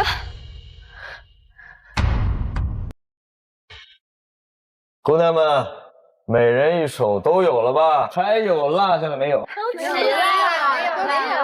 9首一气呵成，行云流水，而且这每首都是妙笔生花。沈兄真是让我大开眼界呀！哎，之前沈兄说自己腹中尽是锦绣华章，令在下好生佩服。哎，可不是嘛，我们几个在沈兄面前简直就是凡夫俗子。沈兄这策论无双，实才经世。从今以后，你就是我榜样。什么呀？那也是我的榜样，是我们的榜样。对，榜样。对，愚作罢了，献丑了各位。 他三说，我刚刚又做了9首，您那首赠雪梅的诗应该做出来。这小子怎么会这么厉害？难道我一世诗才，今日要毁于一旦？这不说话是什么意思呀？这样，我刚刚呢一共是做了12首，只要你能赢其中的1首，就算你赢，怎么样？赢1首，哪首？ 能赢哪一首？明月别枝惊鹊，晴空一鹤排云上，千树万树梨花开。为什么每首都是旷世佳句？这让我怎么赢啊？还不说话？你不会1首都不做，就让我跪下磕头认输吧？ 游川12首体体俱成，顾师言，你作为长辈，即便写1首，若是赢了，那赢的也不光彩，这哪是让步啊？这不纯羞辱你吗？对呀，看他这样，1首都做不出来，还什么这个江南诗圣，我看呢，这都是吹出来的装货，是不是？装的。江南诗圣又怎么样？我挑的都是历经1000年而不衰的文化精髓，岂能输给你？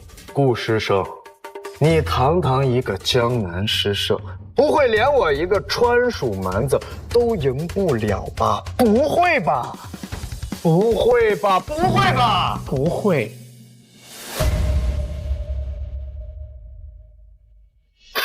呀，三叔，顾学士，所以馆，去世，来，所以馆，我送你讹人，这你受得了吗？这你，凤川，这是什么呀？外面怎么这么亮啊？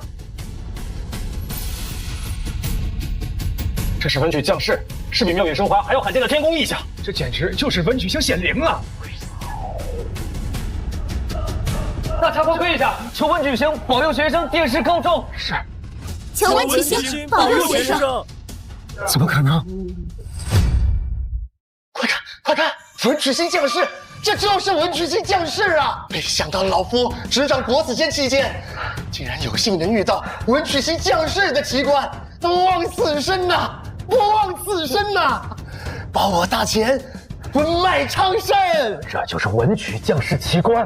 应该是了，恭喜陛下，贺喜陛下，文曲降世，真是天佑我大钱。那是什么地方？回陛下，是风月楼。据密信回报，这风月楼沈公子正在那儿饮酒作诗。秦楼作诗引发将士奇观，这要是传出去，会不会被天下诸国耻笑？陛下，这都不重要，还是先焚香祷告吧。对，天降文曲，佑我大秦，祝我大秦国运昌隆，永享太平。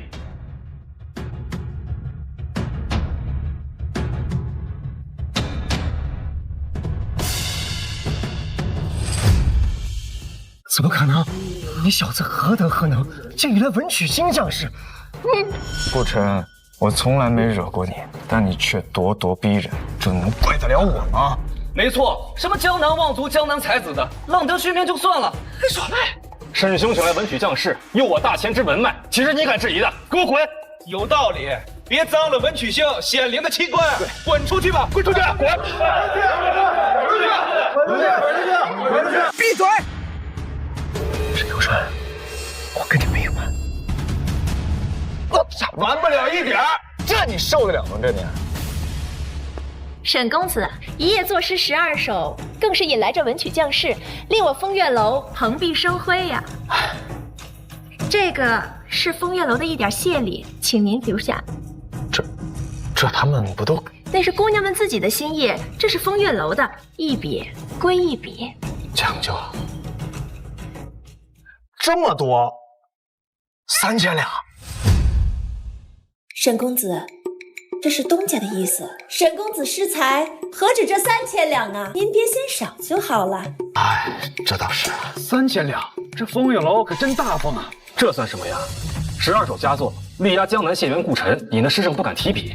这价值啊，远超3000两。更何况文曲星将士，到时候绝对能让说书先生说他个9篇18集的，到时候绝对能让风月楼名声大振。有道理，沈兄之才真是让我羡慕啊！望尘莫及，望尘莫及呀！沈公子，我风月楼有上等的包厢，不知您可有兴趣留下过夜呀？与各位姑娘们吟诗作对，共赏风月。留下来，睡青楼？算了，这原主还是个处男，不合适。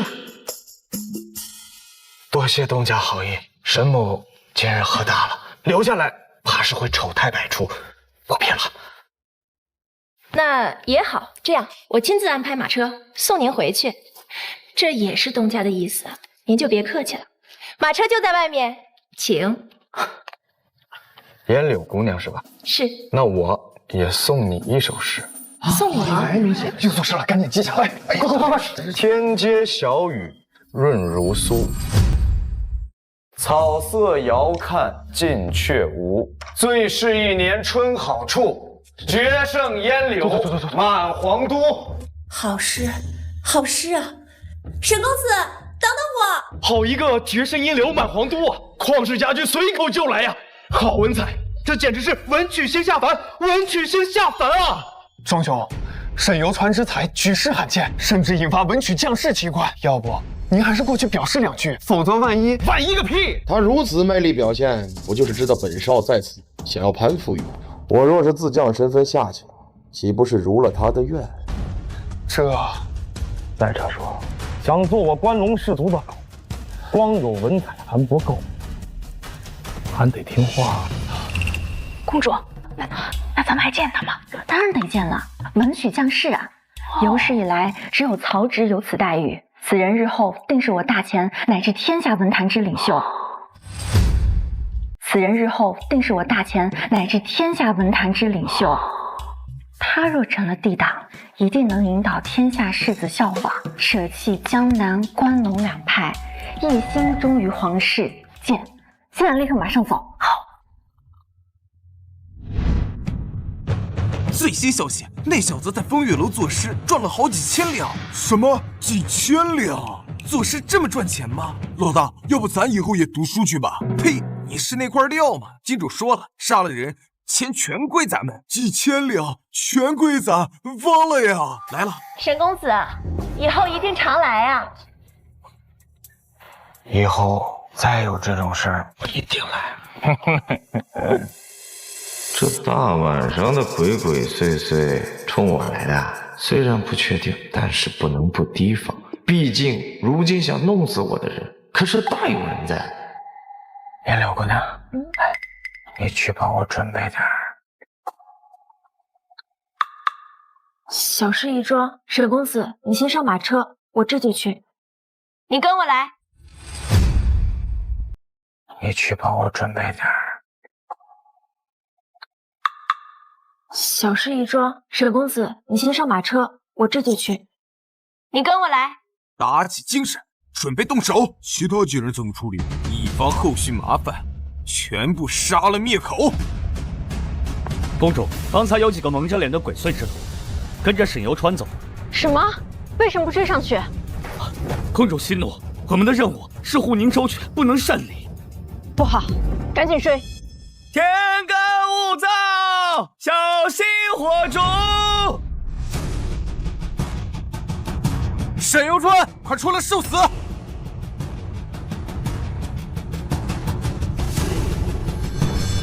就你们4个，一起上吧。上！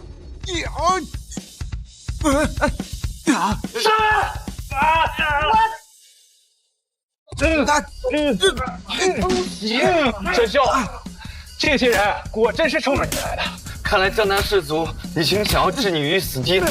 哟，还好你早有准备，不然他们凶多吉少。妈的，还想刺杀我？我让你刺，我让我啊！我让你刺！主兄，不要打了，来人了！啊！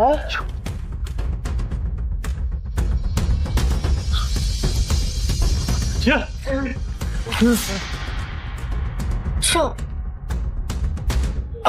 这参见公主小姐姐殿下。拜见公主。这小子还算有点手段，本宫倒是白担心了。说，谁派你们来的？长公主问话还敢隐瞒，找死！说，长公主息怒，郡主一直戴着面纱，我从未看清她的脸。带回大理寺慢慢审。是，走。多谢殿下。你们4个先下去，我跟沈有川谈点事情。是。这大晚上的，这孤男寡女的，殿下想说什么呀？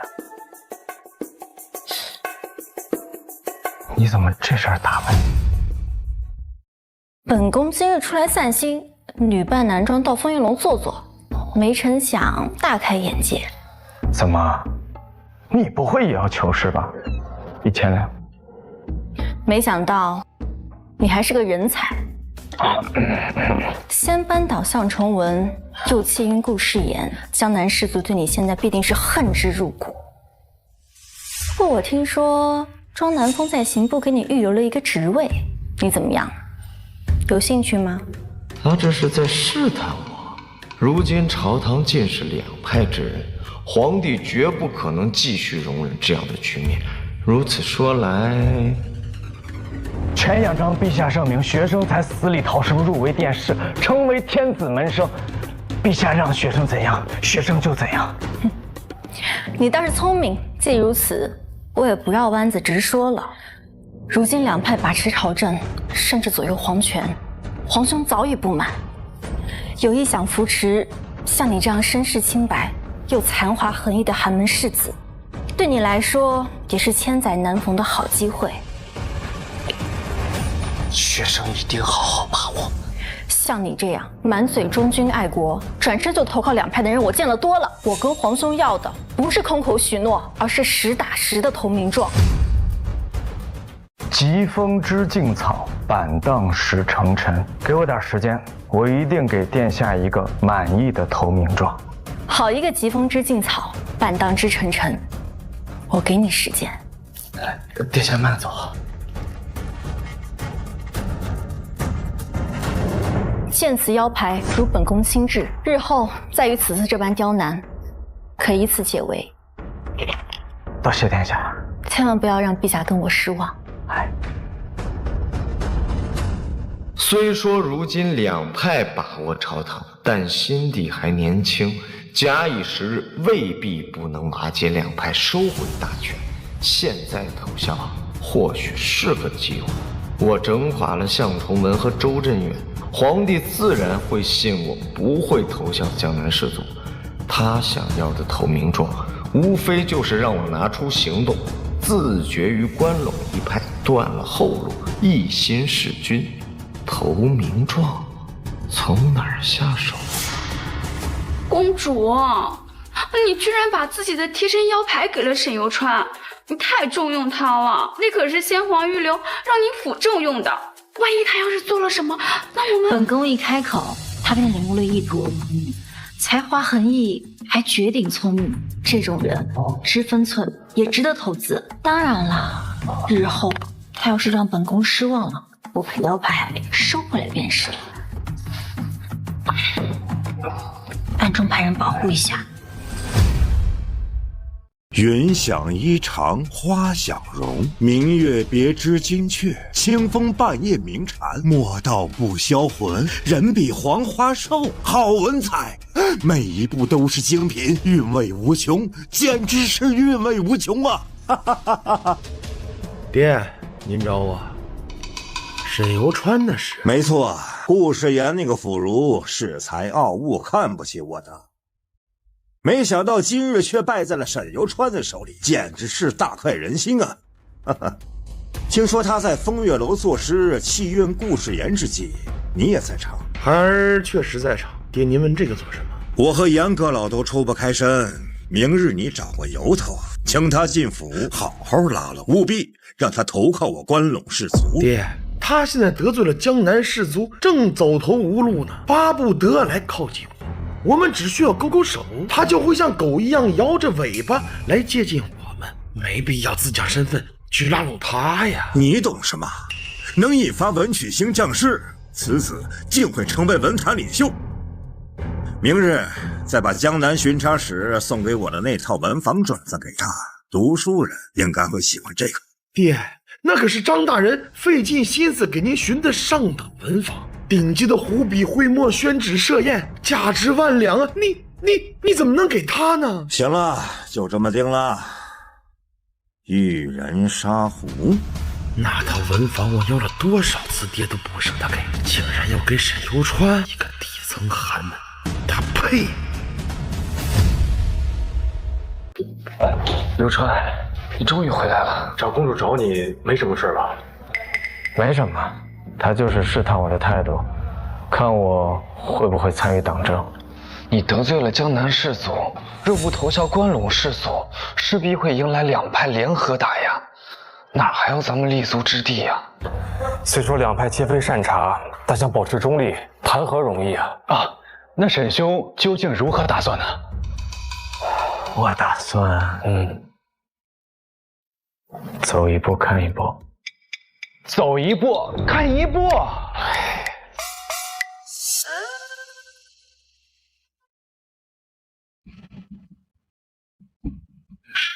小人哦，沈游川是吧？我家公子有请。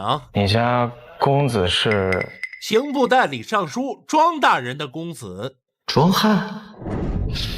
不过我倒是听闻过你，沈游川，日后啊，多多为我们关陇士族效力，我爹和我叔伯定会保你无疑啊。是他？是这样，在下昨夜贪杯了，身体不太舒服。小子，我家公子是看得起你，你别不识好歹，赶紧的。这庄汉还真把我当成是他家的狗呢。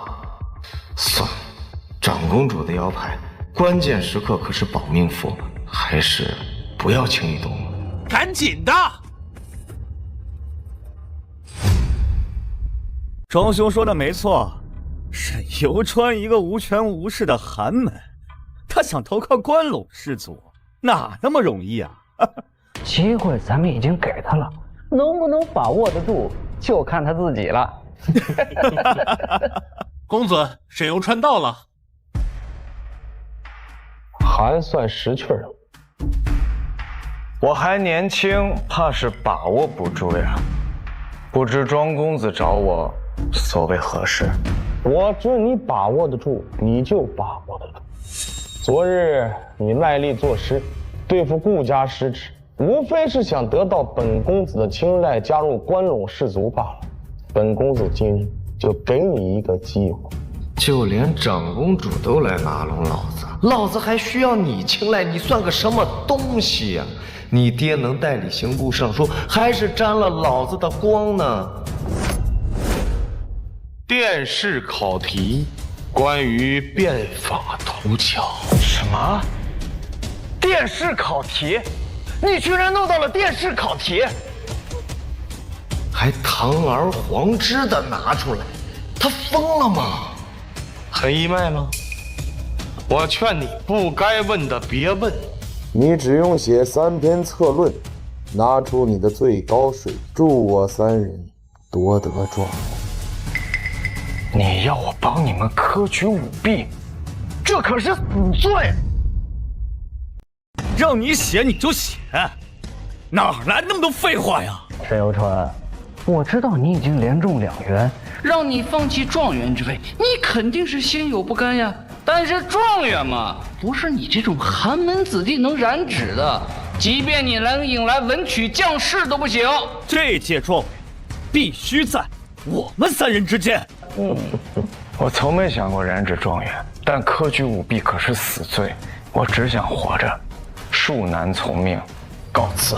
沈游川，本公子是在给你机会。我说了，我只想活着。活着？你都已经知道了电视考题，你若不乖乖配合，你觉得你会活命吗？我可是此次会试的会员，若是死在庄府，怕庄公子也不好交代。我特别好交代，我不会让你死在庄。我爹是刑部侍郎，手握生杀大权，在荒郊野岭死一个寒门士子，不难吧？我在他们眼中就是个毫无威胁的寒门子弟。若是此时此刻拿出腰牌，他们定会把我当成是长公主的人，必定心生慌乱，寝食难安，很可能会杀我灭口。庄南风掌管刑部，想弄死我易如反掌，即便是长公主，也未必能查出端倪。沈游川，此事天知地知，你知我知，绝对不会泄露半分。你只需要好好的给我们写策论，我定会把你引入关陇市。我只想安安静静的参加个科考，但是他们为什么一个一个都要针对我？先是向明彦，又是庄汉，他奶奶个裤衩子的！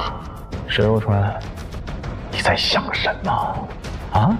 我都答应你了，把你引入关陇士族，别给脸不要脸！要脸，哼，我信。要脸，哼，我信。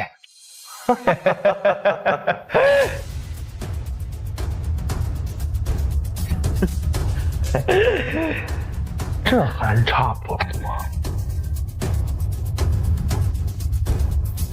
韩哥，我还需要历史上各种变法的资料。一天啊，都给你准备好了，周到了，加油啊！去哪？太好了，有沈游川为我们代笔，必能夺得状元，说不定榜眼探花也落入我们几人之手啊！一会儿我去叫几个歌舞剧，咱们兄弟几个好好爽一下。好，多谢庄兄。庄兄破费了，下次我们请。都是自己人。天下之事不进则退，邦国之运非变难兴。变法国强，势在必行。我正愁不知道怎么给皇上和长公主纳投名状呢。要是能借科举舞弊，把关陇士族核心人物庄南风给扳倒，这投名状是不是足够有诚意了？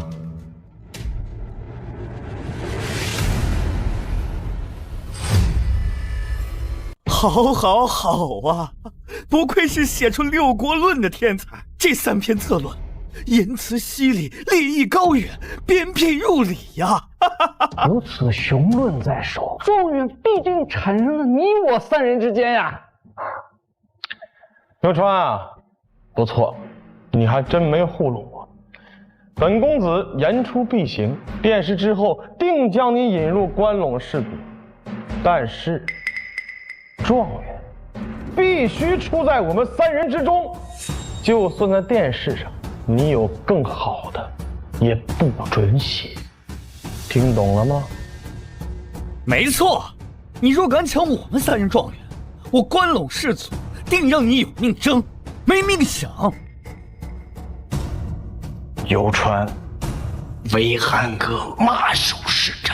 弟弟客气，那没什么事儿，我就先走了。弟弟慢走，不送。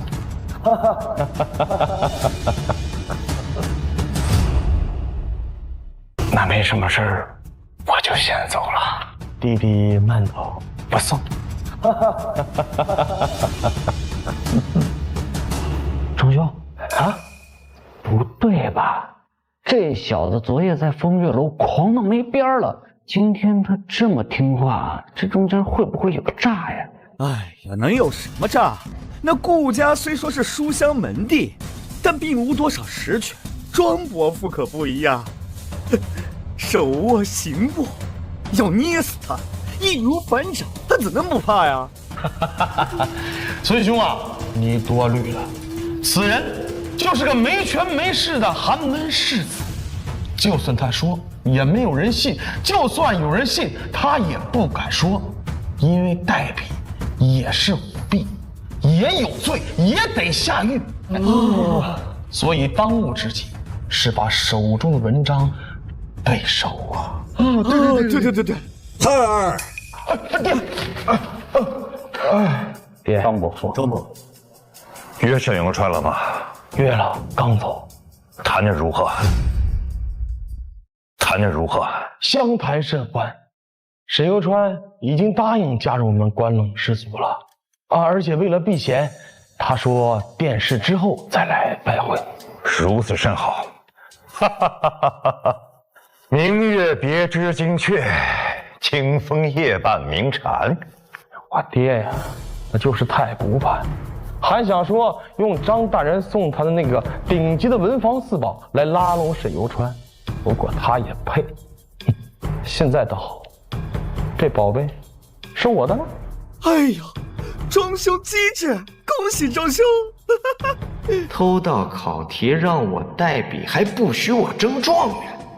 庄汉，你给我等着，殿试之日，等你写完，老子一定当场举报你们舞弊，铁证如山，定让你们万劫不复。只是我作为代笔也是舞弊，得想个办法把自己摘干净。有了。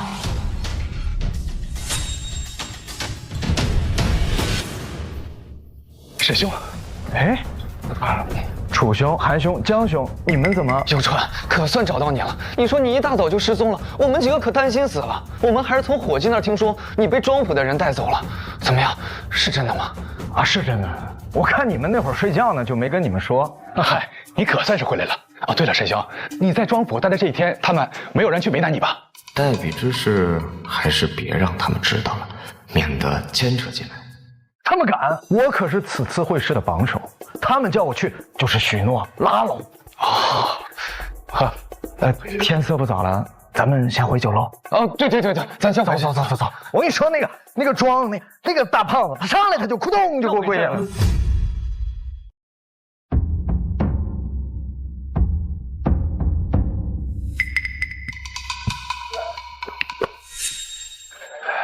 刘川啊，别忘了本少对你讲的话，别想延迟状元啊！你若敢阳奉阴违，即便当了状元，也休想在朝堂立足。放聪明点儿，别乱说话啊！我办事儿，你放心。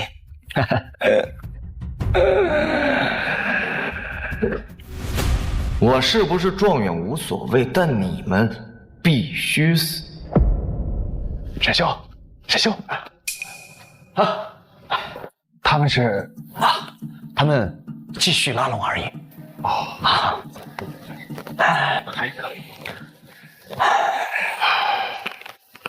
沈游川最近有什么动作吗？还没有，毕竟得罪了江南氏族，再让他自绝于关陇，需要莫大的勇气。沈游川最近有什么动作吗？还没有，毕竟得罪了江南氏族，再让他自绝于关陇，需要莫大的勇气。他若一心弑君，朕定赐他无上荣光，指望他别阳奉阴违，让朕失望。否则，陛下，时辰差不多了，该进殿了。朕知道了。臣妹今日约了昔日使臣先行告退了。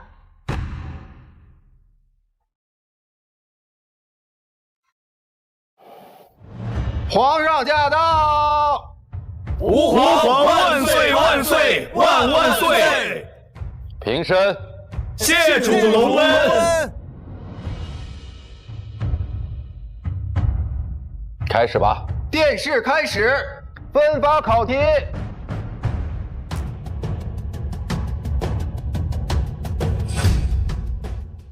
开始吧。殿试开始，分发考题。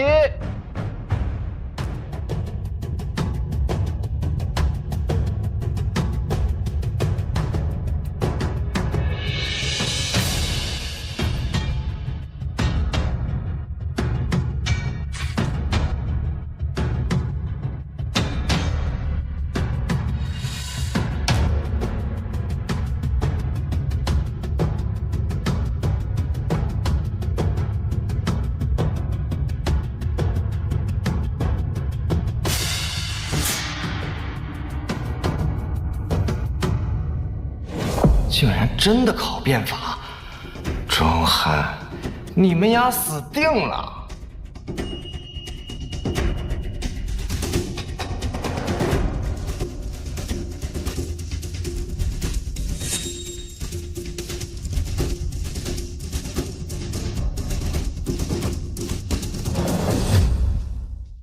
时辰到，停笔，收卷。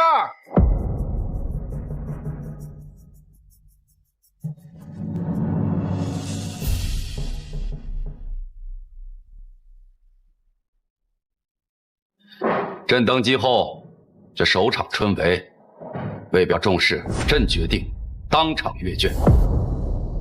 窦爱卿，你来诵读。臣遵旨。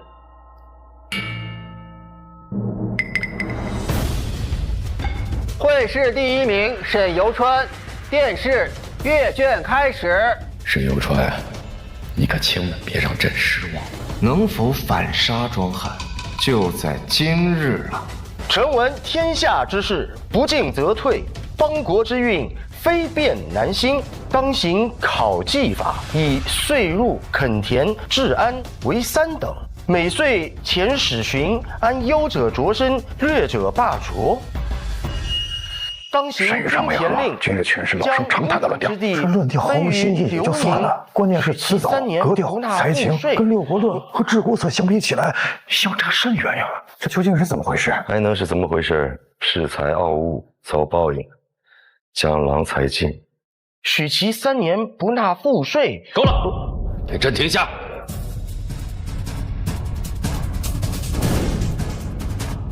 沈游川，这是怎么回事？朕对期望如此之高，你就写了这些？陛下息怒。沈游川，朕问你话呢。这沈游川还算听话，我还担心他阳奉阴违呢。庄兄，怎么说？要不要把他拉入关陇氏族？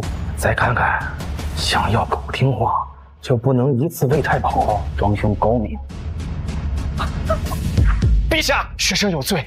有人在殿试之前警告学生，说学生出身寒门，不配染指状元。若非要争，就让学生有命争，没命享。所以学生这才不敢唱抒胸臆。什么？竟有这事？谁人如此大胆，竟敢威胁共识？无法无天，简直就是无法无天！庄兄，这小子疯了吗？竟敢当众揭露此事？怎么可能？高俅，咱们现在怎么办呀？我不知道。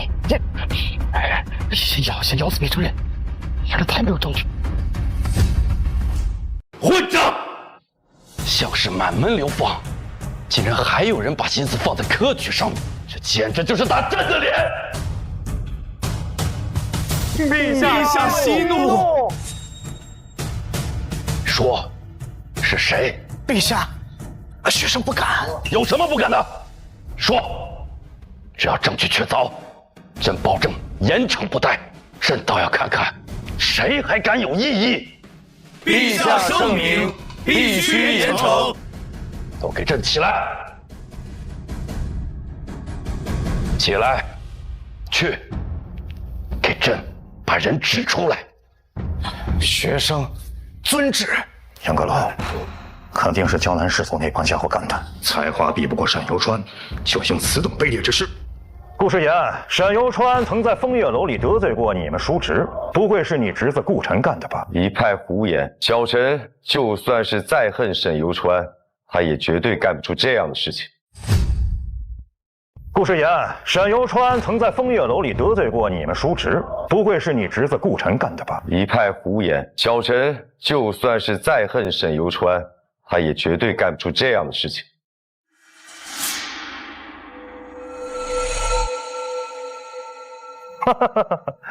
果然是你侄子，顾世言，不要再狡辩了。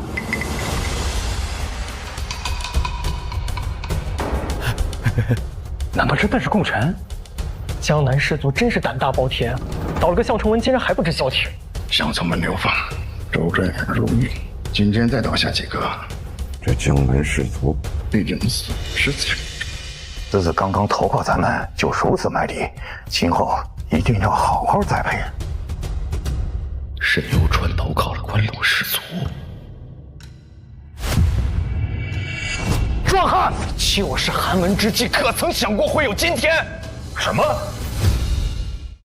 钱公子、孙公子，你们呢？可曾想过会有今天？壮汉，钱俊、孙离，好大的胆子！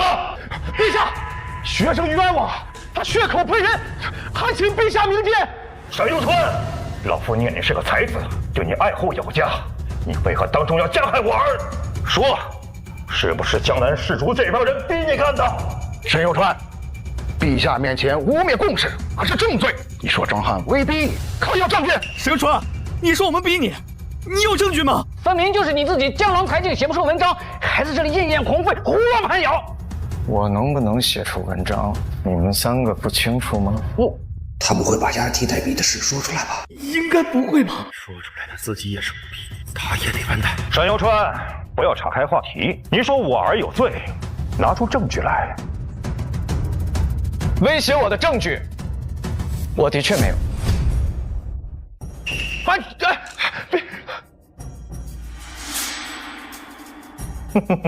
黄口小儿拿不出证据，就敢在电视攀咬共识，这分明是欺君罔上。陛下，恳请将此人押入大牢，交后问。但是我有他们3个人舞弊的证据。他放屁！舞弊？真的假的？胁迫沈游川不让他发挥实力，虽然也是犯罪，但最多算是扰乱科举。但是舞弊，那可是重罪呀！如果沈游川真的能拿出证据来，不仅你庄寒得完蛋，你们整个庄家都得完蛋！一派胡言！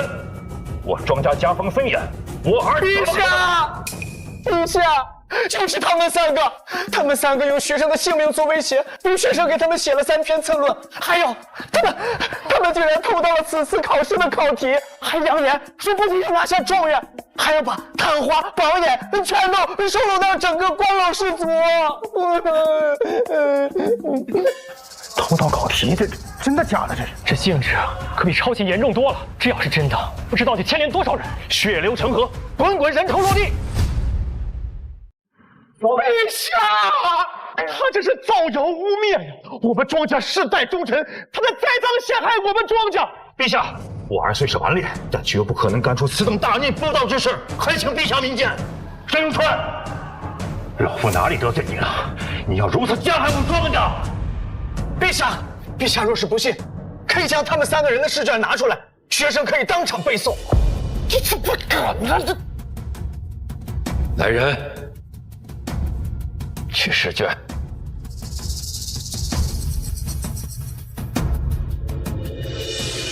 臣闻天下之事，不进则退，邦国之运非变难兴。今国作承平祭酒，积弊极深，如痼疾缠身，若不施以猛药，恐生倾覆之危。好啊，拿过去，让文武百官都看看。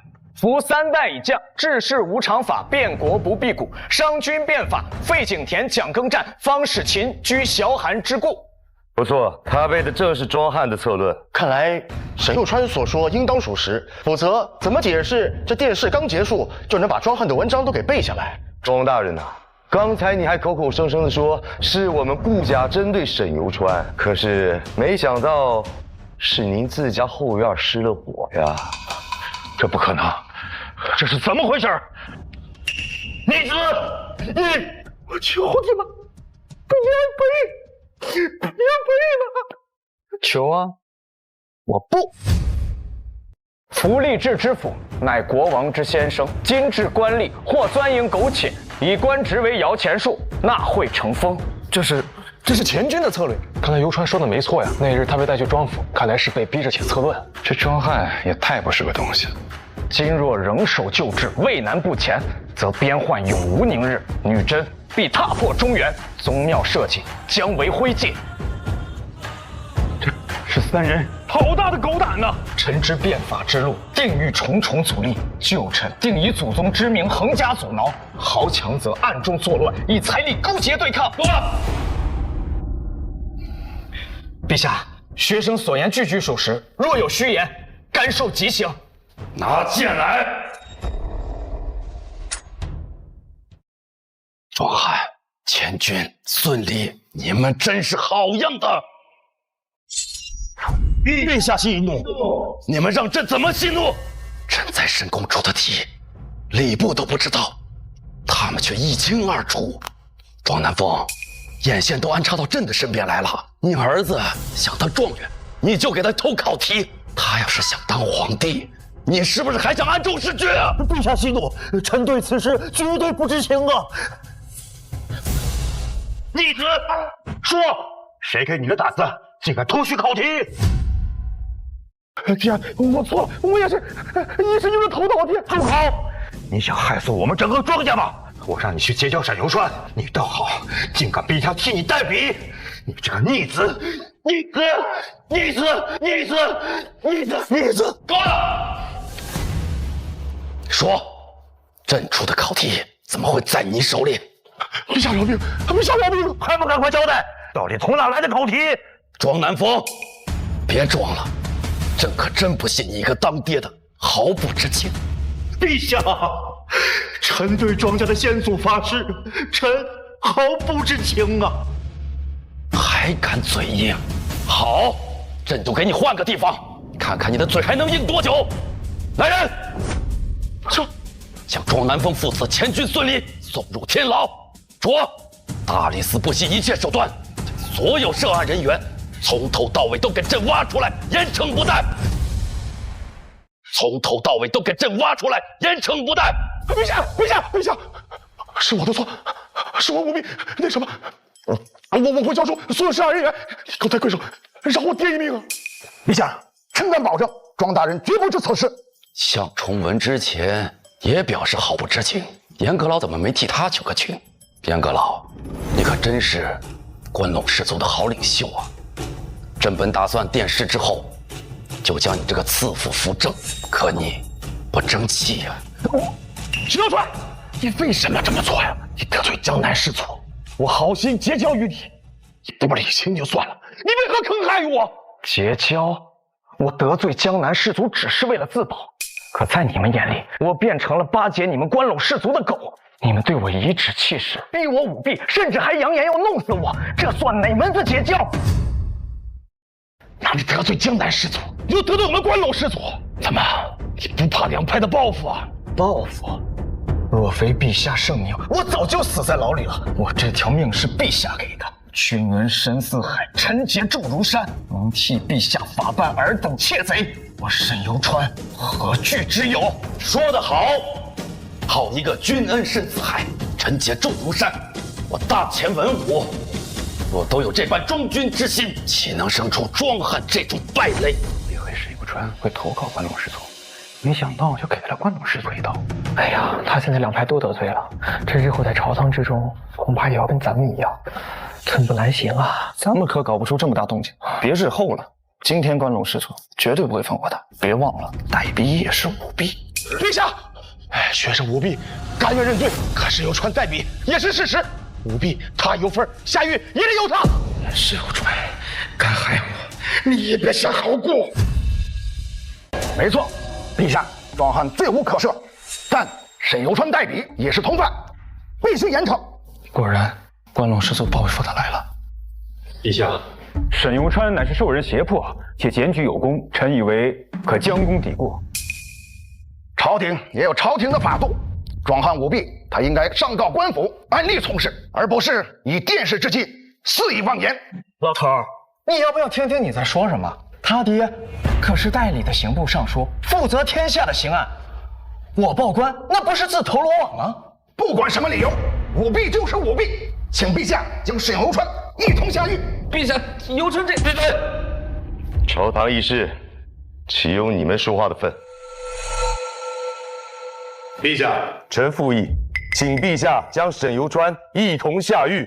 请陛下将沈游川一同下狱。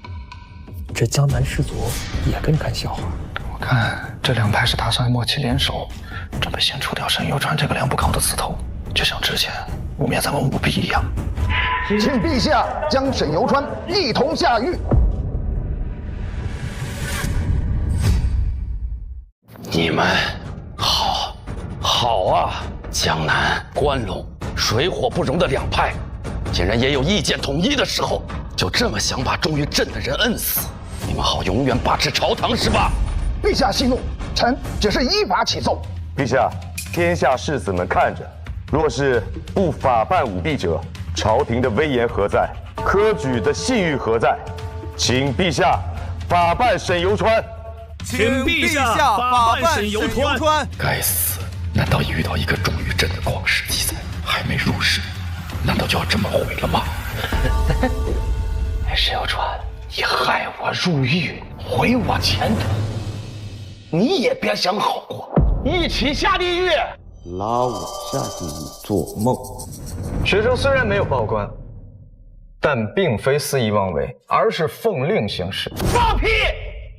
既未报官，你奉谁的命啊？长公主，学生曾把此事告诉过长公主，长公主为了拿到证据，让我蛰伏不动，等交卷之后再揭露此事。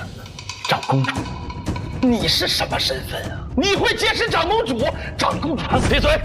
是真是假？召长公主前来一问便知，岂容你在这儿放肆？传召长公主。这沈游川还算节制，竟然能想到借月而脱身。李公公且慢，陛下，臣以为既然殿下给沈游川下令，让沈游川拿出手艺便可，无需烦劳殿下亲至。放肆！烟花，你这是什么意思？陛下，沈游川才华横溢，严阁老是怕长公主爱才心切，有意包庇。你。顾学士所言正是老臣的意思。沈游川既是受命，那就请拿出殿下手谕，证明一下。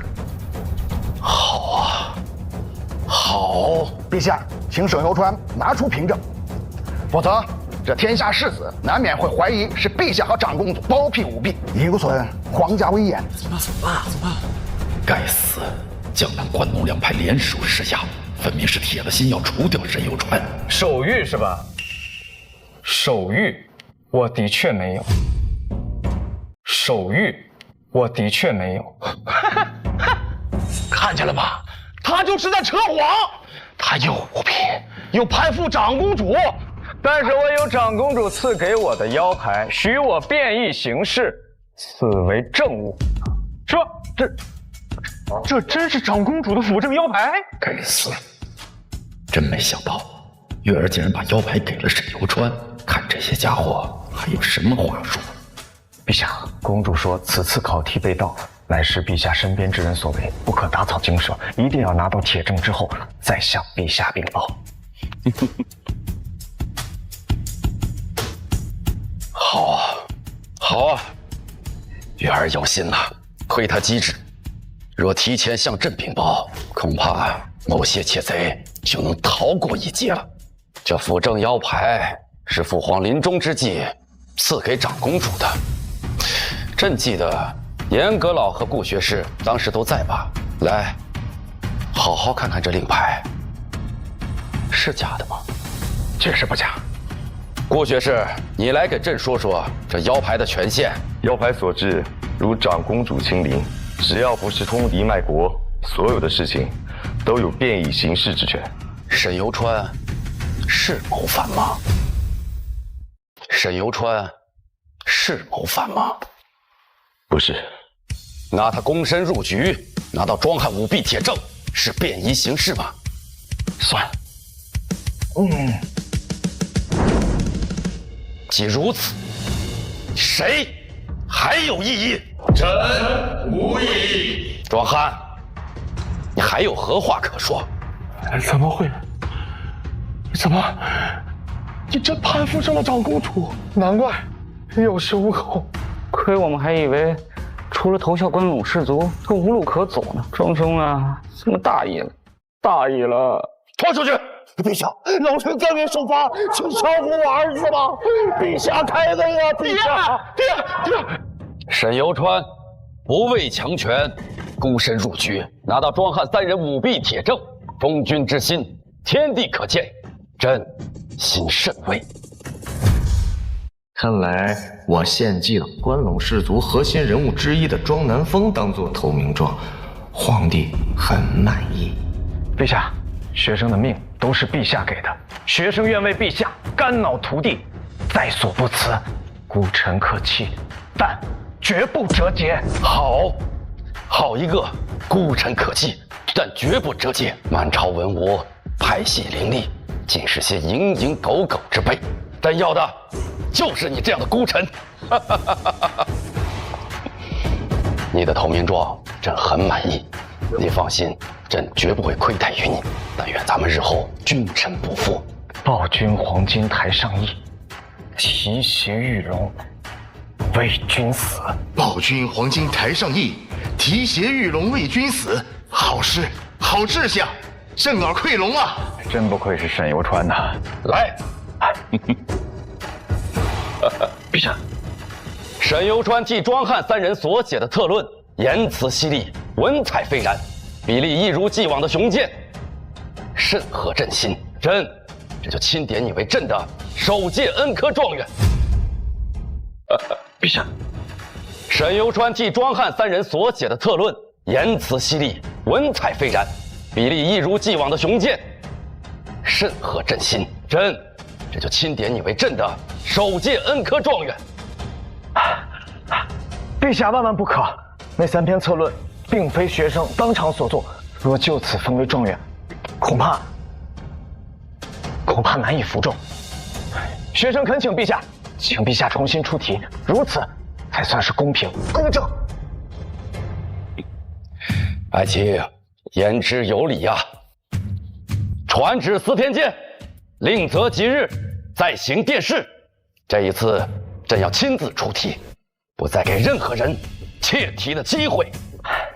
陛下圣明！陛下圣明！沈游川，你准备好了吗？ I'm OK。